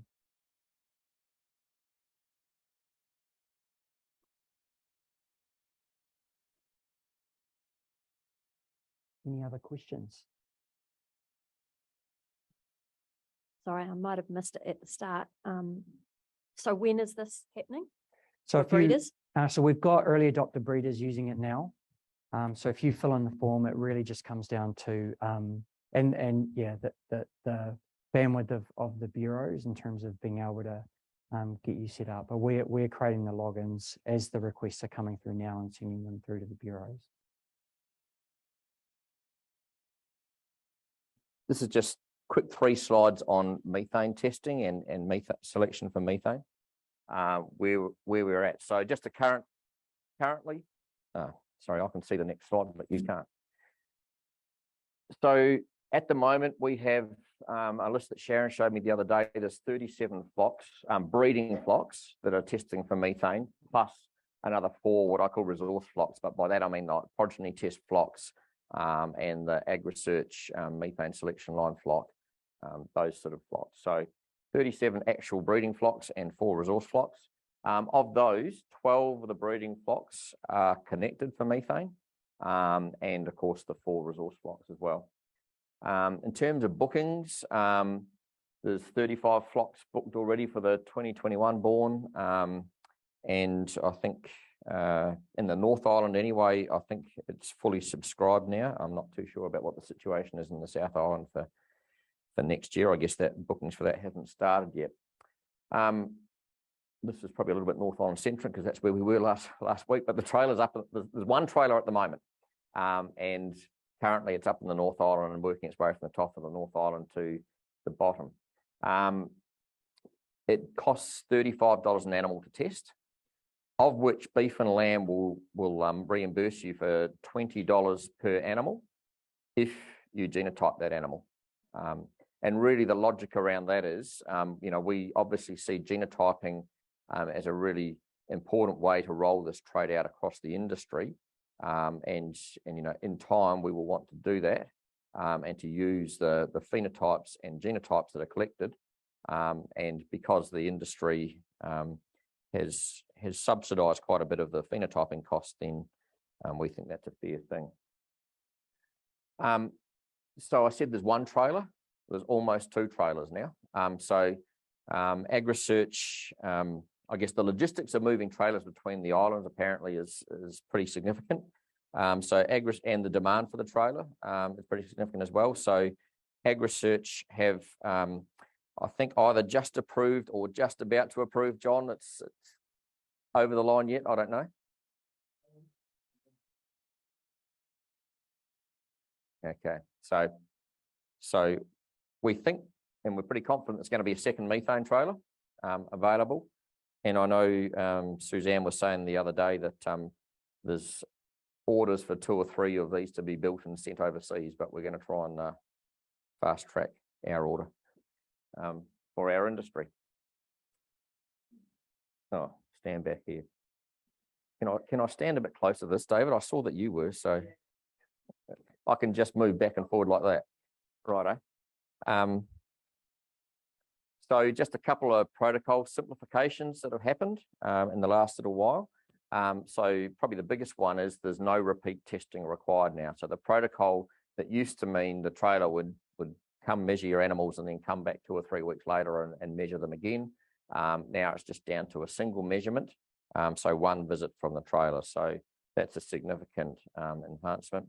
And the other one is that there's now a roof on the trailer, which means that we are a bit more flexible in terms of where we can put the trailer. Doesn't have to be under covered yards and all that sort of thing. It has added a little bit of weight to the trailer, and so there's now a contractor that moves it between farms rather than a science technician with a 4-wheel drive ute. But probably just want to move the conversation to where we're going with this, or what is going to happen going forward. And really, one of the big questions is, how are you going to get paid for this? Because if you're going to do it, I'm sure you want to get paid for it.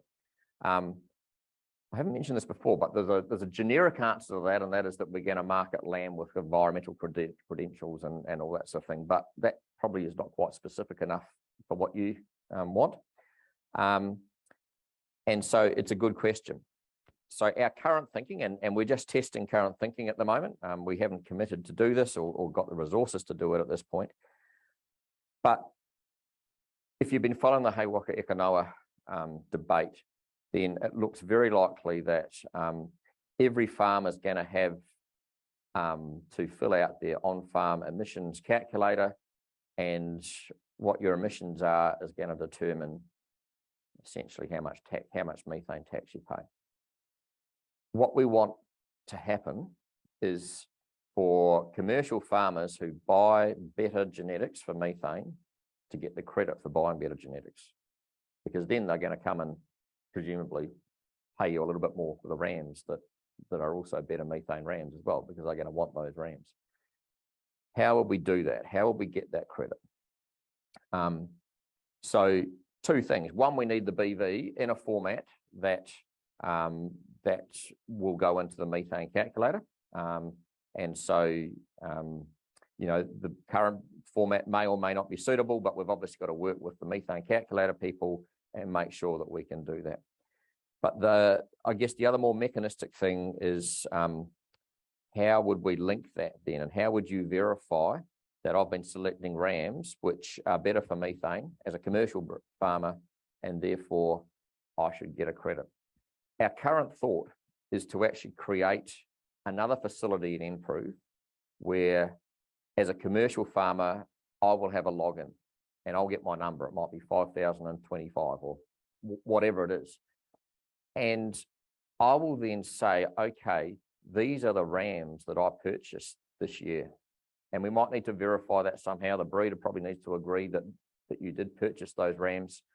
But that ram team and the team of rams that you've got over time will be able to build up and basically predict what your flock level EBV is for methane. To say, well, okay, you've been buying better rams and you've been buying them over this period of time. We think that your flock will be X amount better for methane. So hopefully that will provide a mechanism whereby you can work with your commercial clients to help them get credit for buying those better rams if you've sold them better rams. We are going to need some verification, because otherwise every commercial farmer in the country is going to have bought the #1 ram. And that's clearly not going to happen.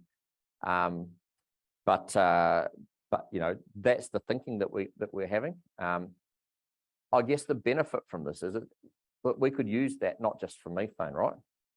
Once we can do that for methane, and once we've got that facility that we know what the ram team is, we could actually say, well, okay, here's your average merit for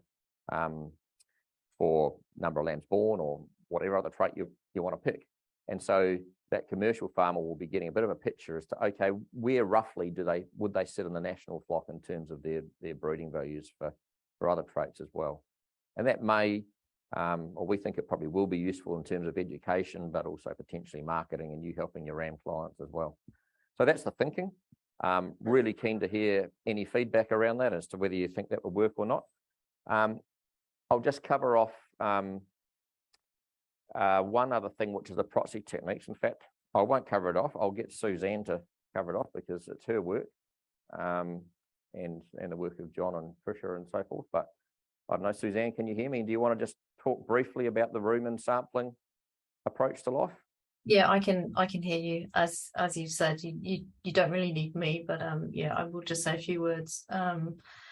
In terms of the proxy measures, what we're really looking for is other ways to predict methane, not just the trailer. You know, we all know about the challenges of getting a trailer up every driveway. It's a fabulous research tool and it's great to measure, but the more tools that we can have and the more ways of measuring methane we can have, the better. So one of the things that we've been working really hard on is the rumen microbiome. It shows really great promise. The breeding values that we get are almost as accurate as the pack trailer, and in fact, the genetic correlation between a breeding value from a pack trailer measure and from a stomach tube are 0.76. So really highly genetically correlated. So we're pretty comfortable that we can come on farm with a stomach tube, which doesn't require a big truck to tow it, and take measures and use those also as predictors. So the main wraparound, of course, for proxy measures is genomics. So the idea that we measure a training set with either the trailer or a suitable proxy, and then we use genomic prediction for the remainder of the flock. But we're working forward, and one of the things that we're really keen to do in the next couple of years is actually work on the buccal swab. So that's a mouth swab, so we can get microbial DNA from the swab in the oral cavity rather than have to put a tube down something's throat. And finally, with the microbiome, because it's central, because it's in the rumen, what we find is that we also get predictions for things like feed intake and feed efficiency. So ideal goal in the coming years would be for you to be able to take a swab of the oral cavity, send it to us, and we give you a BB for methane and feed efficiency. So working closely with Tricia on that. So yeah, those are the plans going forward. Cool. Thanks very much, Suzanne. So yep. So hopefully over time this will get easier, more practical, more accessible for you to do. I guess the one caveat is don't go away from here and say beef and lamb are saying single trait select for methane. We're not. It's got to be part of a balanced selection program. But yeah, so I'll leave it there, Sarah. Happy to take any questions if we've got time around the methane topic.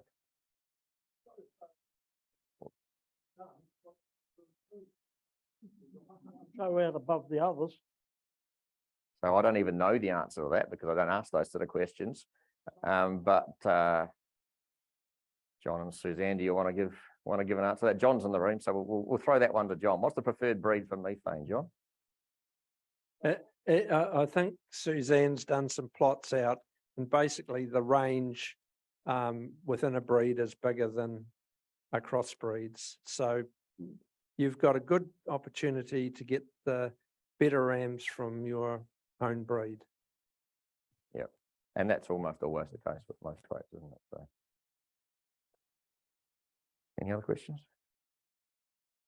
So individual farmers, how should we actually start selecting for it? I mean, what value do we use for carbon? And what value do you use for carbon? Yeah. Very, very good question. And the answer is until we know what's going into the Hiwaka type of calculations, then I can't tell you what the value for carbon will be. But I think it's fair to say that, and so I get one other point. Abacus have been working on an index that will take into account the carbon implications of all the traits that we select for, as well, direct selection for methane, as well as the implication of improving growth rate or number of lambs born. And then I've lost my train of thought for what my next answer was going to be. Value of carbon. I'll come back to you when I remember what I was going to say. It has also been recorded in the press. Some scientists at Lincoln said that the best thing that sheep farmers in New Zealand can do to reduce their carbon footprint, their carbon impact, is to bring their mean kill date forward. Hence, select for growth rate. And to me, all your new REs haven't put enough emphasis on growth rates on both terminal and maternal. So I'd just like your comments on that. Yeah, so that comes back to the bit of work that I just said that Abacus are doing, which will be what's the implication of a trait such as growth rate on selection on carbon, and so it's what are the indirect outcomes. So yes, that will be done. I think it's a little bit simplistic to just say, "I'll select for growth rate," because yes, improving time to kill is definitely a pathway towards reduced intake. But there's two things about that. One, so what else have you changed at the same time? So you got bigger ewes and that sort of thing. The other one is whether you actually then lower your methane emissions depends on what you do with all the grass that you saved. Because if you use that grass to then put it into a cow or another sheep or whatever, another ruminant, then actually you're still eating that grass. So there's a bit of a systems type thing there too, which is why some people are sort of favouring, well, actually what we really need to target is reducing the amount of methane emissions per kilo of feed eaten rather than just shortening up your time and that sort of thing. But yeah, we will take account of that in the work that Abacus does. Yep, absolutely.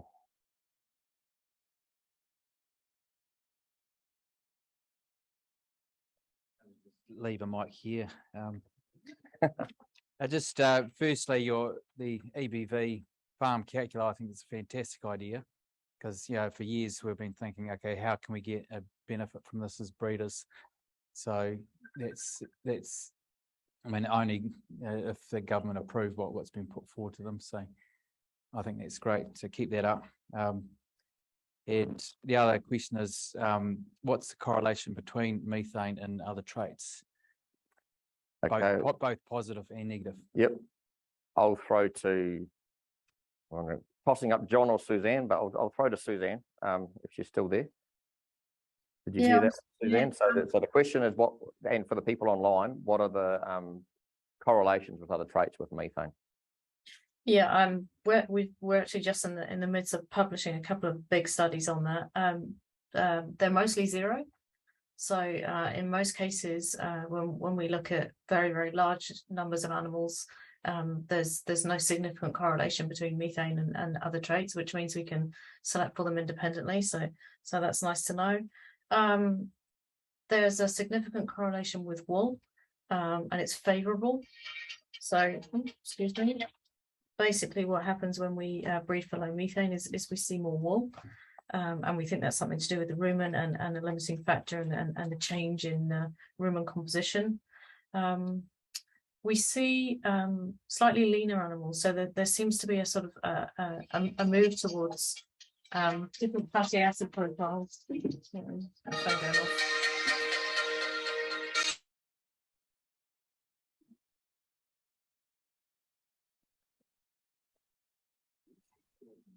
Listen for the reader. Always turn your phone off if you're on screen.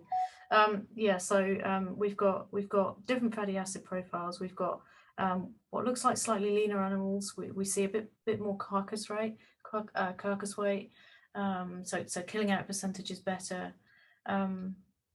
We see a slightly smaller rumen between the highs and the lows. We don't know whether the low is average and the high has got a big rumen, or the high is average and the low's got a small rumen. We haven't actually measured too many control animals to be able to understand that just yet. But we do know that there are differences between highs and lows in rumen size. And we know that the low animal tends to eat more often. So smaller meals more often. So there's work out there sort of trying to probe on the differences, but in general, we've got a flock at Woodlands where we're breeding for low methane, We've actually valued carbon at $100 a tonne CO2 equivalent, and we're seeing a 2% drop in methane per year, and we're still seeing growth rates go up, and we haven't seen any detrimental effects. We'll keep pushing forward in those demonstration flocks and hopefully be ahead of the game when it comes to picking up if there are any unfavourable correlations that we aren't aware of. And that reminds me of my other answer that I forgot about before in terms of the value of carbon. So yes, we need to know the value of carbon, but often in indexes, there's a bit of a sweet spot where you can make an improvement in one trait without sacrificing much in the others. And so we can try and find that spot as well in terms of where we can get that latitude to make some improvement in carbon without actually sacrificing a lot of our other improvements that we're making in other traits. Don't know yet. Ask Neville. I'll put the heat on him. Cool. Looks like that's it. No online questions. Righto. Well, I will hand over to. Oh, there is one. Sorry. Just if you went to an on-farm commercial GHG numbers, Jason, what's stopping the breeder transferring their SIL ID through to commercial clients so that they can put the BVs or those genetics onto their farm budget? So instead of the farmer dreaming up a ram, the breeder that sells them just loads that in if they're doing the testing. Yep. Yeah, so I guess it just comes down to who puts that number into the system, and it could well be the breeder. Probably should be the breeder, at least to be able to verify that. Yeah, we haven't thought through the details of the mechanistics of who verifies what and all that sort of thing, but because I mean, it would be good to, I would imagine anyway, it would be good for you as a breeder to have a good list of where your rams have gone over time, and you've probably got that anyway in your own personal database. But the national system would have the data check. If you had 3,000 flocks suddenly registered the lowest meth ram, you'd pick that up pretty quick, right? We'd know, yeah.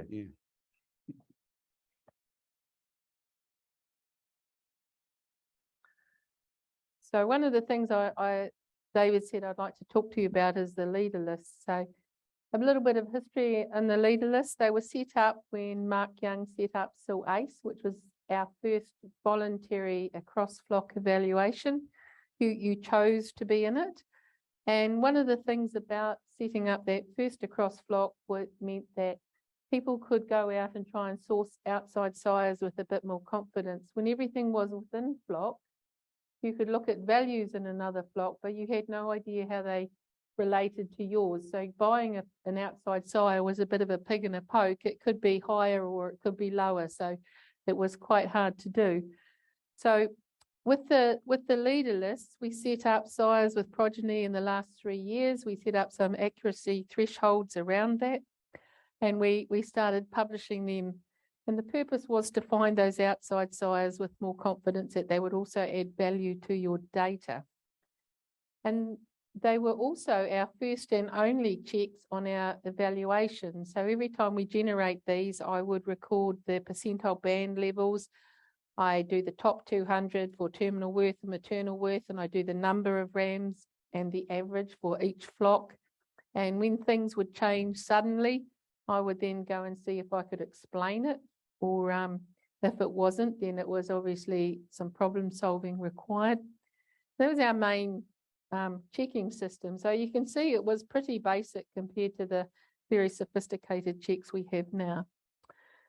So David showed you some things in nProve where we can change the year range now. So you can create an exact copy of those leader lists in nProve. You can have the year range, you can say they must be sires, or if you're looking at young animals, you can create those same leader lists.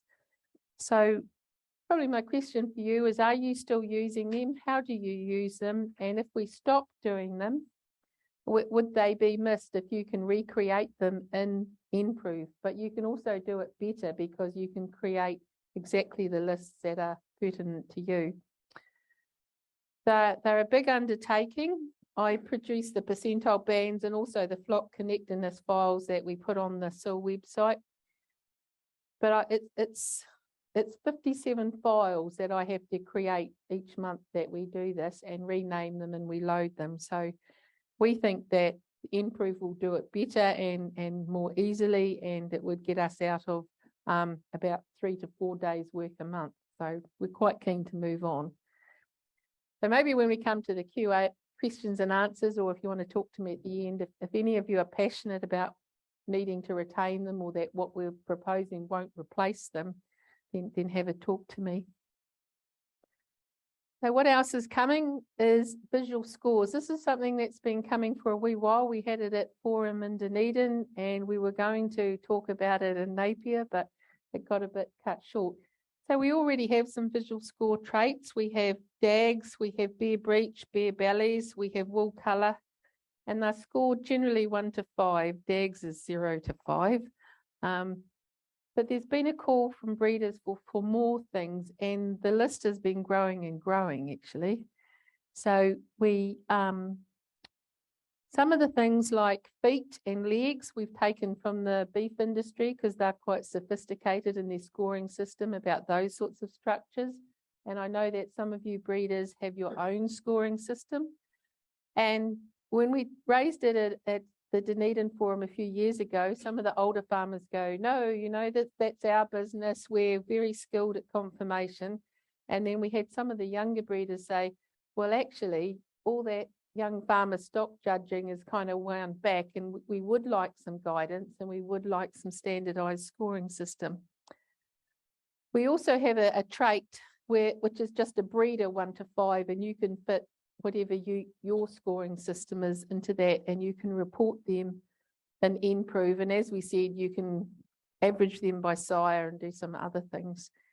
So some of the things that have come up has been horns. That's a recent one. So as we're getting some of these shedding breeds, we're seeing a resurgence in some skurs and horns. We also have tail molting. And one of the new ones that came up the other day is wool on the scrotum. So you can select for bare faces and bare testicles. And we have an artist who has to draw all these pictures for us, which is quite a fun thing to think about. And we've also got a shedding module coming. Obviously, that's a visual score. So they measure animals around December to February. You can do it as lambs or as ewes. That's a 1 to 10 score, basically like percentage. So a 5 is 50% shed, a 10 is 100% shed, and a 0 is no shedding at all. Roy Costilla at AgResearch is doing that for us.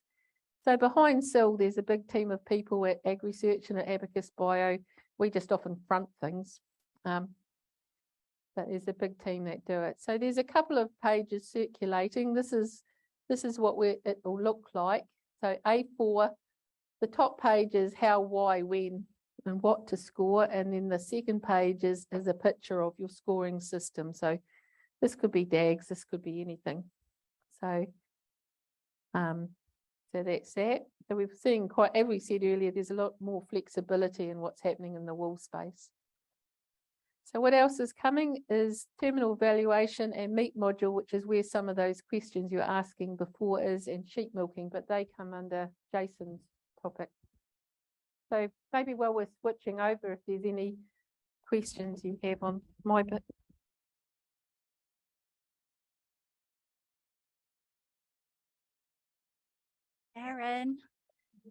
Sharon, we were talking about shedding scores, which is awesome. We're just wondering how far away is the shedding BV?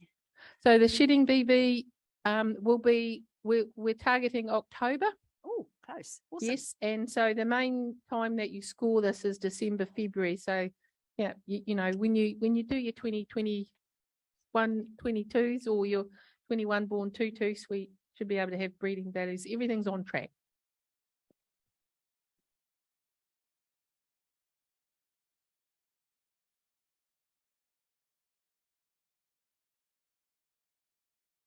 Thanks, Sharon. So I'll just run through 2 or 3 quick things. So one is the terminal evaluation strategy. So right now, as you're probably aware, in the New Zealand genetic evaluation, NZGE, we use all the phenotypes that come from every recorded flock essentially in New Zealand. We use all the pedigrees for those flocks. And then from a genotype point of view, we use genotypes from animals that are Romney, Coopworth, Perrindale, and composites of those essentially. And the reason why we do it is because we know why we do that is that we know that those genotypes are essentially compatible. They sort of work and read the same way so that they actually enhance each other. Soon we'll be putting Texel into that mix as well, because we now know that we can add Texel in there without taking the other breeds backwards. But it will be really nice to be able to, as a terminal breeder, it will be really nice to be able to use genotypes from the terminal size as well. The difficulty that we have is that right now, with our current technology, and there are no solutions out there that we know of right now, but if we put the terminal evaluation, if we put a whole bunch of terminal genotypes from Suffolk, say, or whatever terminal breeds into the same analysis, those genotypes start working against each other because they read differently. And so the prediction accuracy from the maternal breeds would actually go down. So what we're proposing to do is create a second analysis. And we'd rather have just one analysis, but our current strategy is we need to have two analyses. And the second analysis will use exactly the same phenotype file, so all the phenotypes from everyone, exactly the same pedigree file, so all the pedigrees from everyone. The genotype file will be different, and it will have genotypes from a subset of terminal sire type breeds. We haven't nailed down exactly what group of breeds we can put together at this point, and that's work that Michael and the rest of the team are looking at the moment. But that's the strategy. It will mean that an animal will potentially have an EBV from two different analyses, and those EBVs might be slightly different, which we need to work out a little bit about how we report that, how we encourage you to look at the right analysis for the right for the right animal. So obviously, if you're breeding maternal sheep, you would look at the maternal analysis because that's got the most information in it, including the genotypes. If you're breeding a terminal sheep, you'd then try and look at them at the terminal analysis. So that's the current strategy. That's where we're heading at the moment. Don't really have a lot more to say about that. But yeah. The second one up there is the meat module, and this I think relates a little bit to your question earlier, Julia, about widening up or making it easier for more people to have meat quality evaluations, or at least I think we can say marbling evaluations. It might be harder to do a wider thing in terms of shear force and meat colour. So right out there at the moment in terms of marbling, there's about 6 different ways that you can measure a trait, which is all trying to get at the same thing. So the gold standard is to take a meat sample and put it through a chemical extraction and measure how much fat is in there, and that's called percent IMF, chemically extracted. But you can also get a meat sample and do a visual score on that meat sample. You can use a hyperspectral camera to predict marbling. You can use a near-infrared camera to predict marbling. You can use CT scanning to predict marbling. And actually, you can use ultrasound scanning to predict marbling too. And we've got 3 operators out there. One's doing a 1:3 scale, one's doing a 1:5 scale, and one's doing a 5:1 scale. So there's a few things that need to be standardized in this process in terms of putting them all together. Sorry, Jackie, I'll try and stop moving around. It's just in me to walk around while I'm talking. So the old way of doing things would be to say, okay, each one of those is a different trait because they're correlated because they're trying to measure the same thing, but they've all got different accuracies. And we would do something like what we do with, let's say, fleece weight, where we've got lamb fleece weight, hogget fleece weight, adult ewe fleece weight. and we're trying to really predict adult ewe fleece weight, but we use all those measures and we put them in as correlated traits. But what that means is that we get this big data set that's pretty unwieldy, has too many traits in it, doesn't fit through the pipeline very well. And then when Neville passes that data set to Michael, he throws his hands up in the air because it's just so complex and it doesn't work. What we're doing at the moment, and I should say Neville really, is investigating the use of a technique called heterogeneous variances. Now, you don't need to remember the name, but basically what that technique does is enable you to stack all those measurements. Once you've tested whether they are actually selecting for the same trait, stack all those measurements on top of each other into the same trait, but recognize that they're all measured with different levels of precision and accuracy, so that the analysis knows that and can deal with whatever technology it's being measured with. So at the moment, Neville's done an early look at this, and it looks good as to a technology that we can use. The steps now is that we need to show that it works in the software platform that we actually use for the NZGE. And then we need to show that it's scalable to industry type level rather than just works in a small data set. And then once we tick those two boxes, then it needs to get passed to Michael to put it through the single step type platform as well. So there's 2 or 3 boxes that need to be ticked along the way, but right now we're hoping to have that done by the end of this year, so that we should have that up and running by the start of next year. But yeah, there are a couple of technology type risks along the way, so we can't absolutely say for sure that we can do that. But I think it's looking pretty positive, and yeah, we're pretty optimistic about that. Do you want to add anything to that, Neville?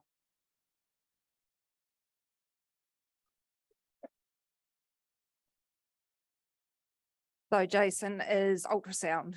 We don't actually have any data sets where we have the ultrasound wet chemistry or measured IMF at the moment. So we're actually further away with ultrasound until we actually understand what those underlying relationships are. Sure. Yep. And we're probably further away with ultrasound in terms of there's 2 technologies for ultrasound, and then we need to get our scoring system sorted out a little bit as well. But yeah, hopefully, Julia, that will make meat quality, or at least the marbling part of meat quality, more accessible, rather than having to do everything through a progeny test. The other one that I've got up there is just sheep milking. Oh, sorry. Yep.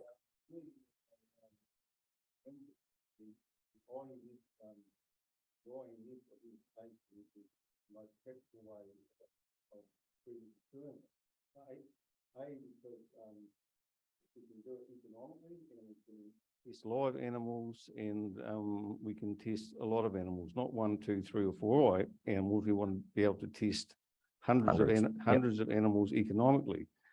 Now, to me, I come here today, I was quite keen on this topic, and to me, if I can give you guys one thing that you should take home, and it is paramount that you guys come up with a New Zealand standard for these for the ultrasound scanners to work under, so that we're all working off the same sheet. Yep.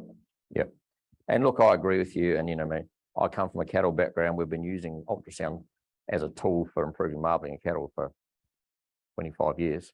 And yes, there's some carcass data that goes into it, but it's actually the ultrasound data that's driven the improvement, just because of the ability to collect so much more data. So yeah, take that on board.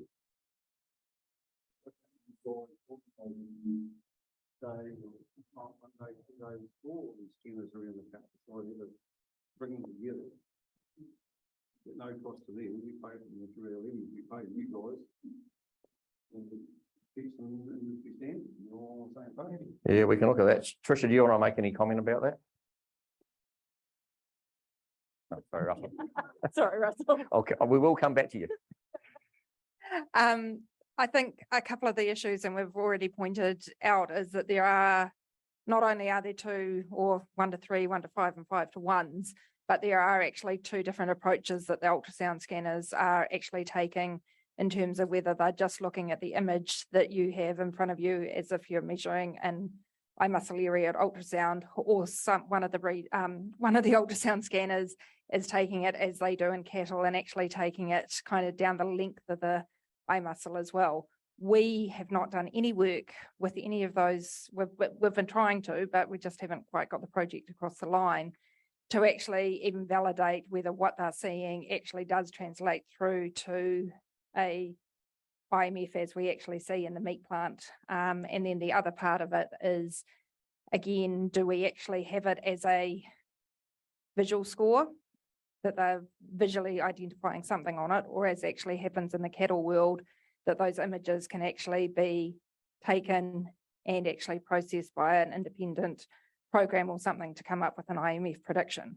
One of the challenges we have in lamb compared to cattle, we're talking somewhere between 1 to 3, maxing out at 5% IMF in lamb, depending on what age and breed and genetics we're actually looking at. So we're actually looking at something that's actually very little or very fine in terms of those images compared to cattle, where there's a lot more variation and a lot more for it to actually work. So we definitely need to do that piece of work in the first instance around, can we actually validate something in those images to something that we can measure through the wet chemistry approach, and then kind of work iteratively, ultimately getting it that all the breeders are, all of the scanners are measuring hopefully the same thing, but there's actually quite a bit we need to go through to actually get that robust and sound enough, and then to have the information that Neville needs to feed into that system as well. Yeah, just as a minor clarification, in cattle, they do both. So some people just visually do it, others get sent to the cut labs. Russell. Yeah, Jason, this sort of overlaps with the other question that was there. What interest is there in the freezing works advancing this? Because obviously if we can set an advantage to the consumer, and that there's an advantage to increase marketing return. The other one is follows in with proving that the client has brought a advantage in what you're selling him, and you're back to saying, well, maybe a list come through of the animals sold, so that methane, so a ram that goes forward, that flock then has picked up the methane. This here's a flock that's picked up intermuscular fat, which we hope is tastes and tenderness better. So that actual transfer of that information across, verified, would be advantage for both those trait sort of things. So is the Freezing Works interested in actually paying more for this?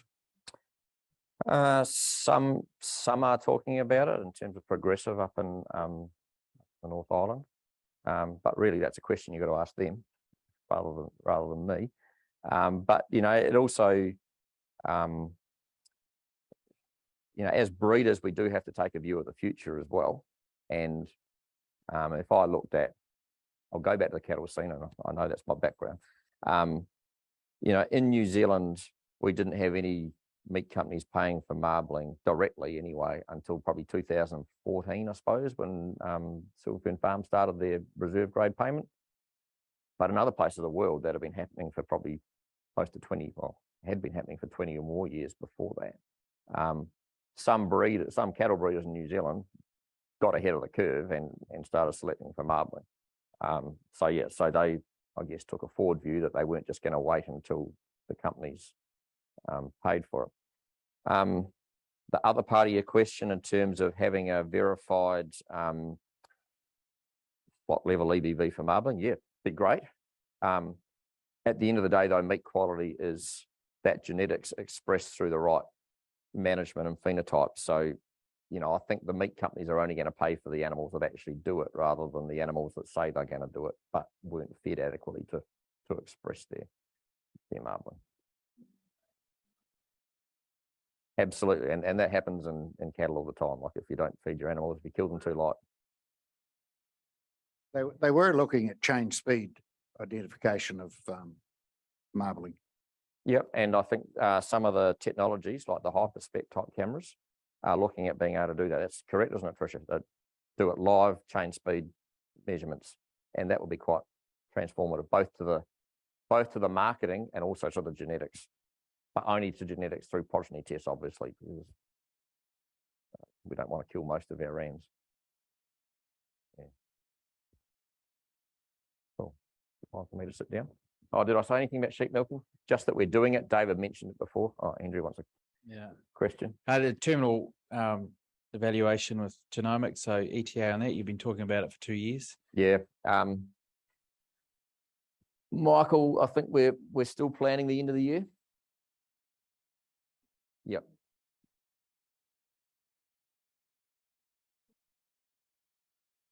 It's actually currently run unofficially as that SIGC terminal sire evaluation. So it will be simply folding other terminal flocks into that evaluation, and but we are targeting end of the year to roll that and include other flocks.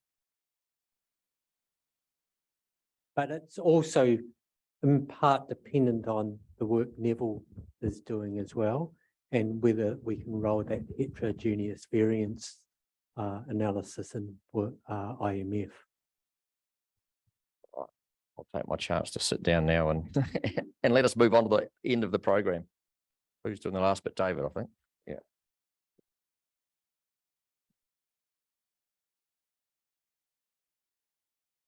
Okay. Cool. So we had a question come in online with regards to the genotype information that's available in nProve.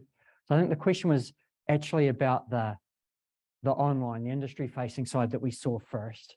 So no, it's not available. Like when you're doing that public search at the moment, you cannot see who's got what genotypes there, and also the pedigree that's shown. It does not show you whether it's genomically verified or if it's recorded pedigree. So that's the answer to that question. But it's an interesting question. So if it's okay, I'll just do a quick show of hands in terms of who would like to see genotype information available in those public facing screens, whether or not an animal's been genotyped and at what level. Probably about a quarter. And who would like it to show whether or not the pedigree has been genomically verified through a show of hands? Probably more like a third. Okay, cool. Thank you. And then Jackie, who looks a key member of our valued operations team. So you can add the column in that'll show you the genotyping level, but I think it just shows it shows one of 5 statuses. So they're quite broad. It's anything from 0 to about 50 DNA markers is the first category. Yeah. Then 50 to about 500, 500 to 40,000, 40,000 to 500,000, and then anything above 500,000. So each category, and you can add a column that just gives you the highest rather than having to have multiple genotypes for an animal showing up. And that's in the breeder one. So you can, for your own flock, you can definitely get access to that information. And the other thing we did in nProve to sort of try and improve on the way things were in the SIL system is when a value is genomically enhanced, in the SIL system, you get that dagger. There's a couple of problems with that. One was that you had to notice something was missing. And the other problem was if you were trying to sort on it or do anything in Excel, the dagger would muck it up from being treated as a number. So see some acknowledgements of that in the audience. So so we've made it a separate column now. So there's a separate column that says genomically enhanced, and it has a yes or a no. So it won't muck up your numbers. And also if it should have been genomically enhanced, that no hopefully is a bit of a poke in the eye that that needs chasing up on. So so thanks for the question. The last one in terms of what's coming up and in terms of the comment before about us fronting a lot of other people's hard work is definitely the case for this one. So this is Michael Lee that you heard from before. You know, we've consumed inordinate amounts of his time, sometimes when he's at Christmas time and things like that, sorting some of these things out. So we're very grateful for all that he does. One of the other things that's coming out of the work that Michael's been doing with the science team is further improving the way genotype data is being used within NZGE. So we did run into some issues, as we discussed earlier, over the Christmas New Year period with NZGE. The investigation that Michael and the team carried out basically found that we were feeding large amounts of genotype data in that was basically irrelevant on a goal trait group or a BV by BV basis. And so Michael implemented and the team implemented and tested a bunch of changes that basically meant that only bring the genotypes through where they're relevant. And our definition of relevant is, or more to the point, the ones we don't want to see in there is, for dead animals, no phenotype information, animals that aren't size or dams, or animals that are very old, and we're talking like 4 to 6 years.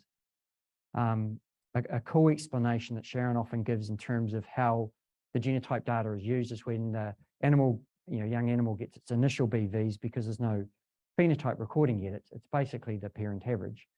When the genotypes come into play, that's where the real value of that kicks in. And so that's why, we want to make sure that it's in there being used wherever we can for those younger animals.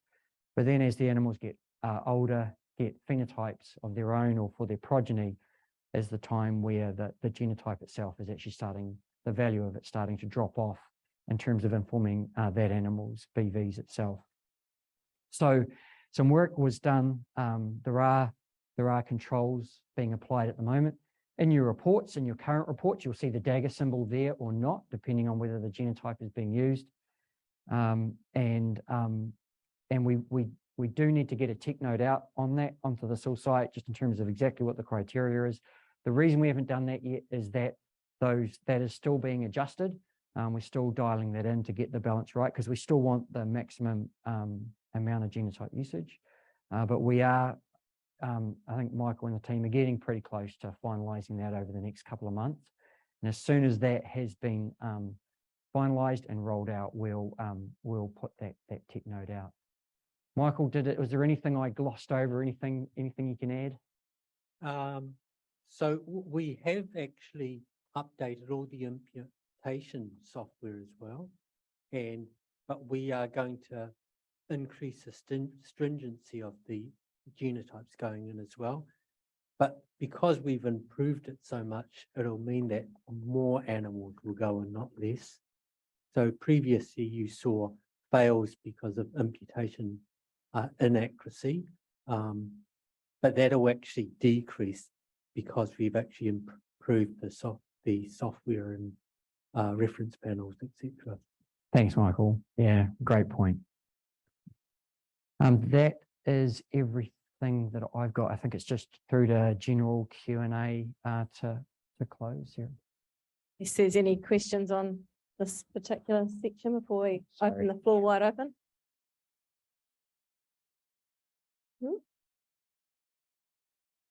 Any other questions that have popped up for you through the day, or that haven't been raised that you want to bring up? We've got about 10 minutes or so, I think.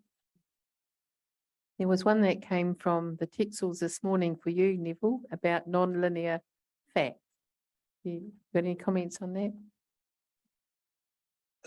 So I think that there's a few traits that when we do an index, we do it for industry average, and there are always breeders that are pushing the envelope and getting to a point where maybe the things go that they're at a different point, so that the breeding values don't necessarily apply. So the Texels have raised it about fatness, that we've made some animals too lean, so could we have a non-linear index where it penalises animals that are too fat, but that fat's actually a good thing if an animal's lean. So the short answer is yes, we could do it there. There are some other candidates like body condition score, that having too little condition is a bad thing, but having too much is not a positive either. So maybe there's one there. All of those things are possible.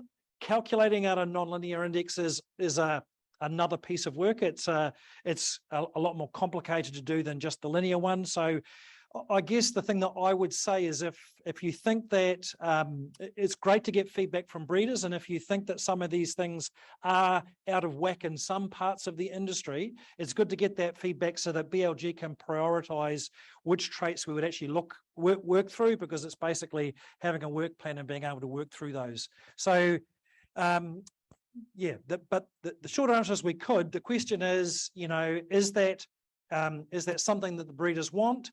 My argument for keeping it linear at the moment is that carcass weight, fatness is an issue through increased carcass weight, that they're right at the moment, but if our carcasses increase, if we're going to stay at the same level of fatness, that actually means we need the animals' terminals a little bit leaner.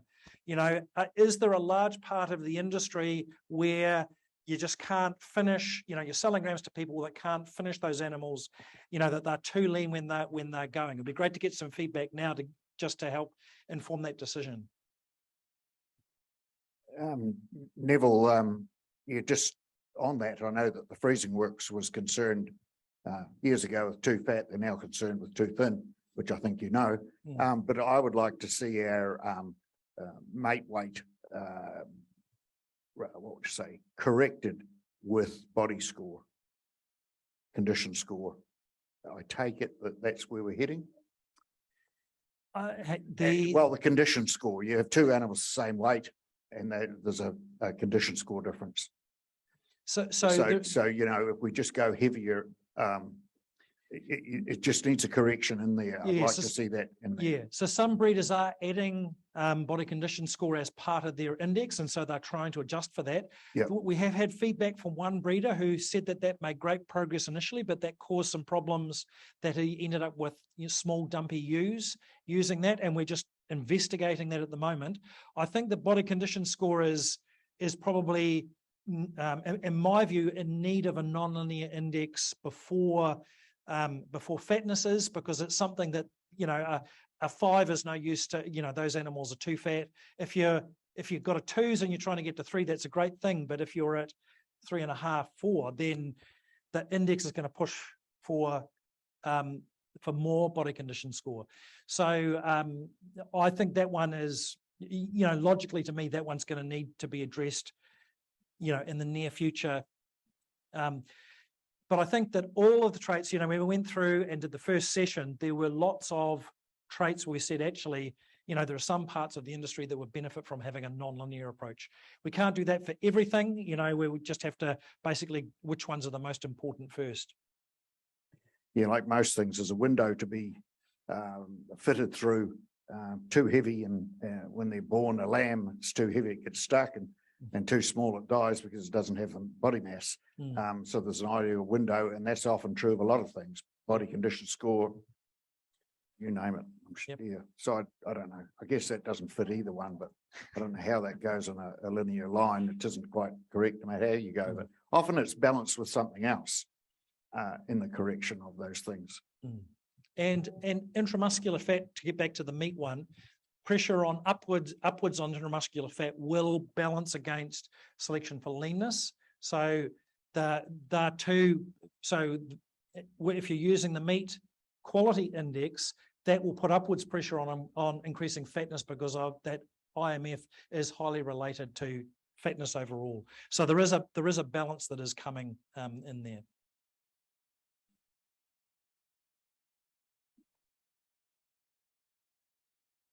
Yeah, Neville, I totally agree with you. Non-linear, because it's my bear theory. If you have half a dozen stubbies, you're okay. If you have half a dozen boxes, it's not the same result. So, just with regard to some of the new changes, REVs, Neville, I've got a concern around, and I hope when we do the new NZGE runs or nProve, that we can still see flock connectedness and also the bands and percentages. That hopefully that's going to be as part of the nProve ability. But one of the things that concerns me a little is that our connectionness with survival is very, very low. It's the poorest nationally, and it's a bloody hard one and it's an important one to get right. And I regard it highly within a flock, but nationally it's very low. It's a very low heritable trait. I think it's the lowest. And yet it's going to be 27% of our new indexes in the direction we're going. So I fail to see how a 5% trait with poor connection can make up 27% of where we're going. So Leon and I had a good discussion about this earlier, so I knew the question was coming, but the survival is still something that's really important to the industry. When we've done the economic, when we've estimated the economic values, we're actually saying what's the value, and the value of getting extra lambs is always going to be large. So the economic value is quite high. The BV side of things is another part of the question, and you know, it's something that has to be taken into account. I would say that if you looked at the responses that are there, there's not much change in survival, even though it's getting a little bit more, you know, it's getting a few extra % in importance. The rams that we're picking are not greatly different. What's happened is that the weights come off wool, and growth in terms of weaning weight and a little bit of carcass weight have increased. We're not seeing actually much change in the rams that would have been selected in terms of survival. But survival is a really hard trait to analyze. If there's problems anywhere, it's going to be in survival, because it's very, it is, you know, all those things that Leon has said are dead right. You know, you've got to measure it well. We don't, the national average is around about 15 sires. Using them widely enough to get connectedness is an issue, you know.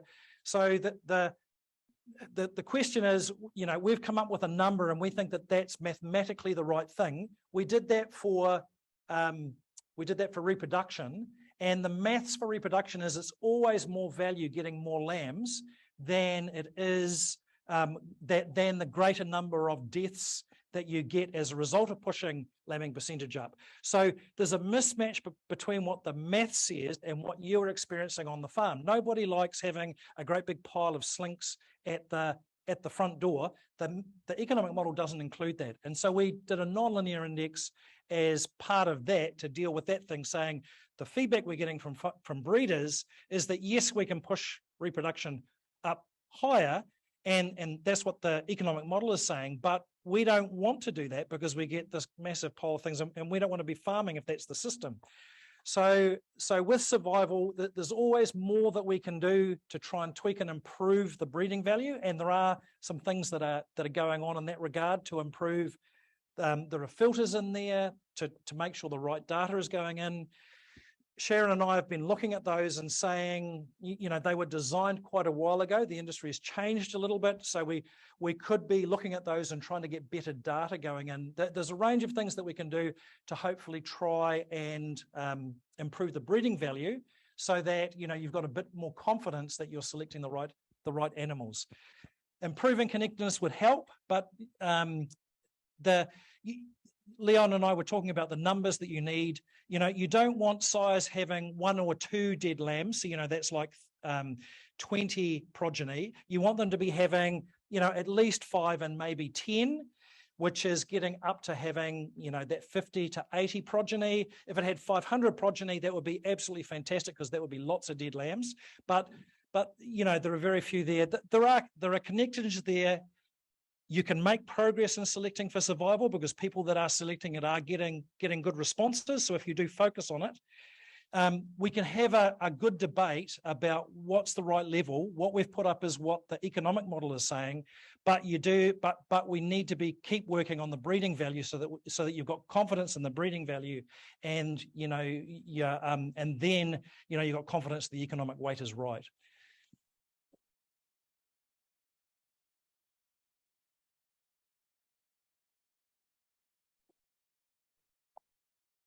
Just a completely different question. Can I ask BLG to get Michael Lee to spend a couple of days to just do an analysis on genomics and just the value of that over and above just EBVs? And like, we've been using genomics for sort of 7 or 8 years now, and looking at genetic trends, I would question just whether we are making a lot more progress or rate of gain than what we were prior to using genomics. So like, it's costing us a lot of money, and I'm sure that's a barrier for a lot of other breeders getting into genomics, and it's all a bit airy-fairy, like it's costing a lot of money, but what improvements are you actually making? So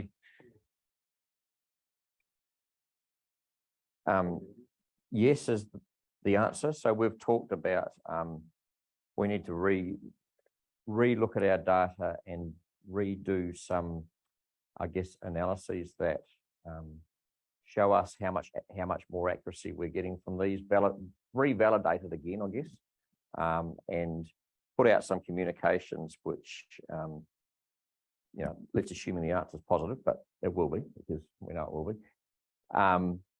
That, yeah, put out some information which enhances people's confidence in the fact that it is actually making improvements, and explain that well too. So yeah, we've already been talking about that. I'm sure it will happen. Sure. Michael, there was it at the roadshows? There was the value proposition work that you and the science team did that was presented as well.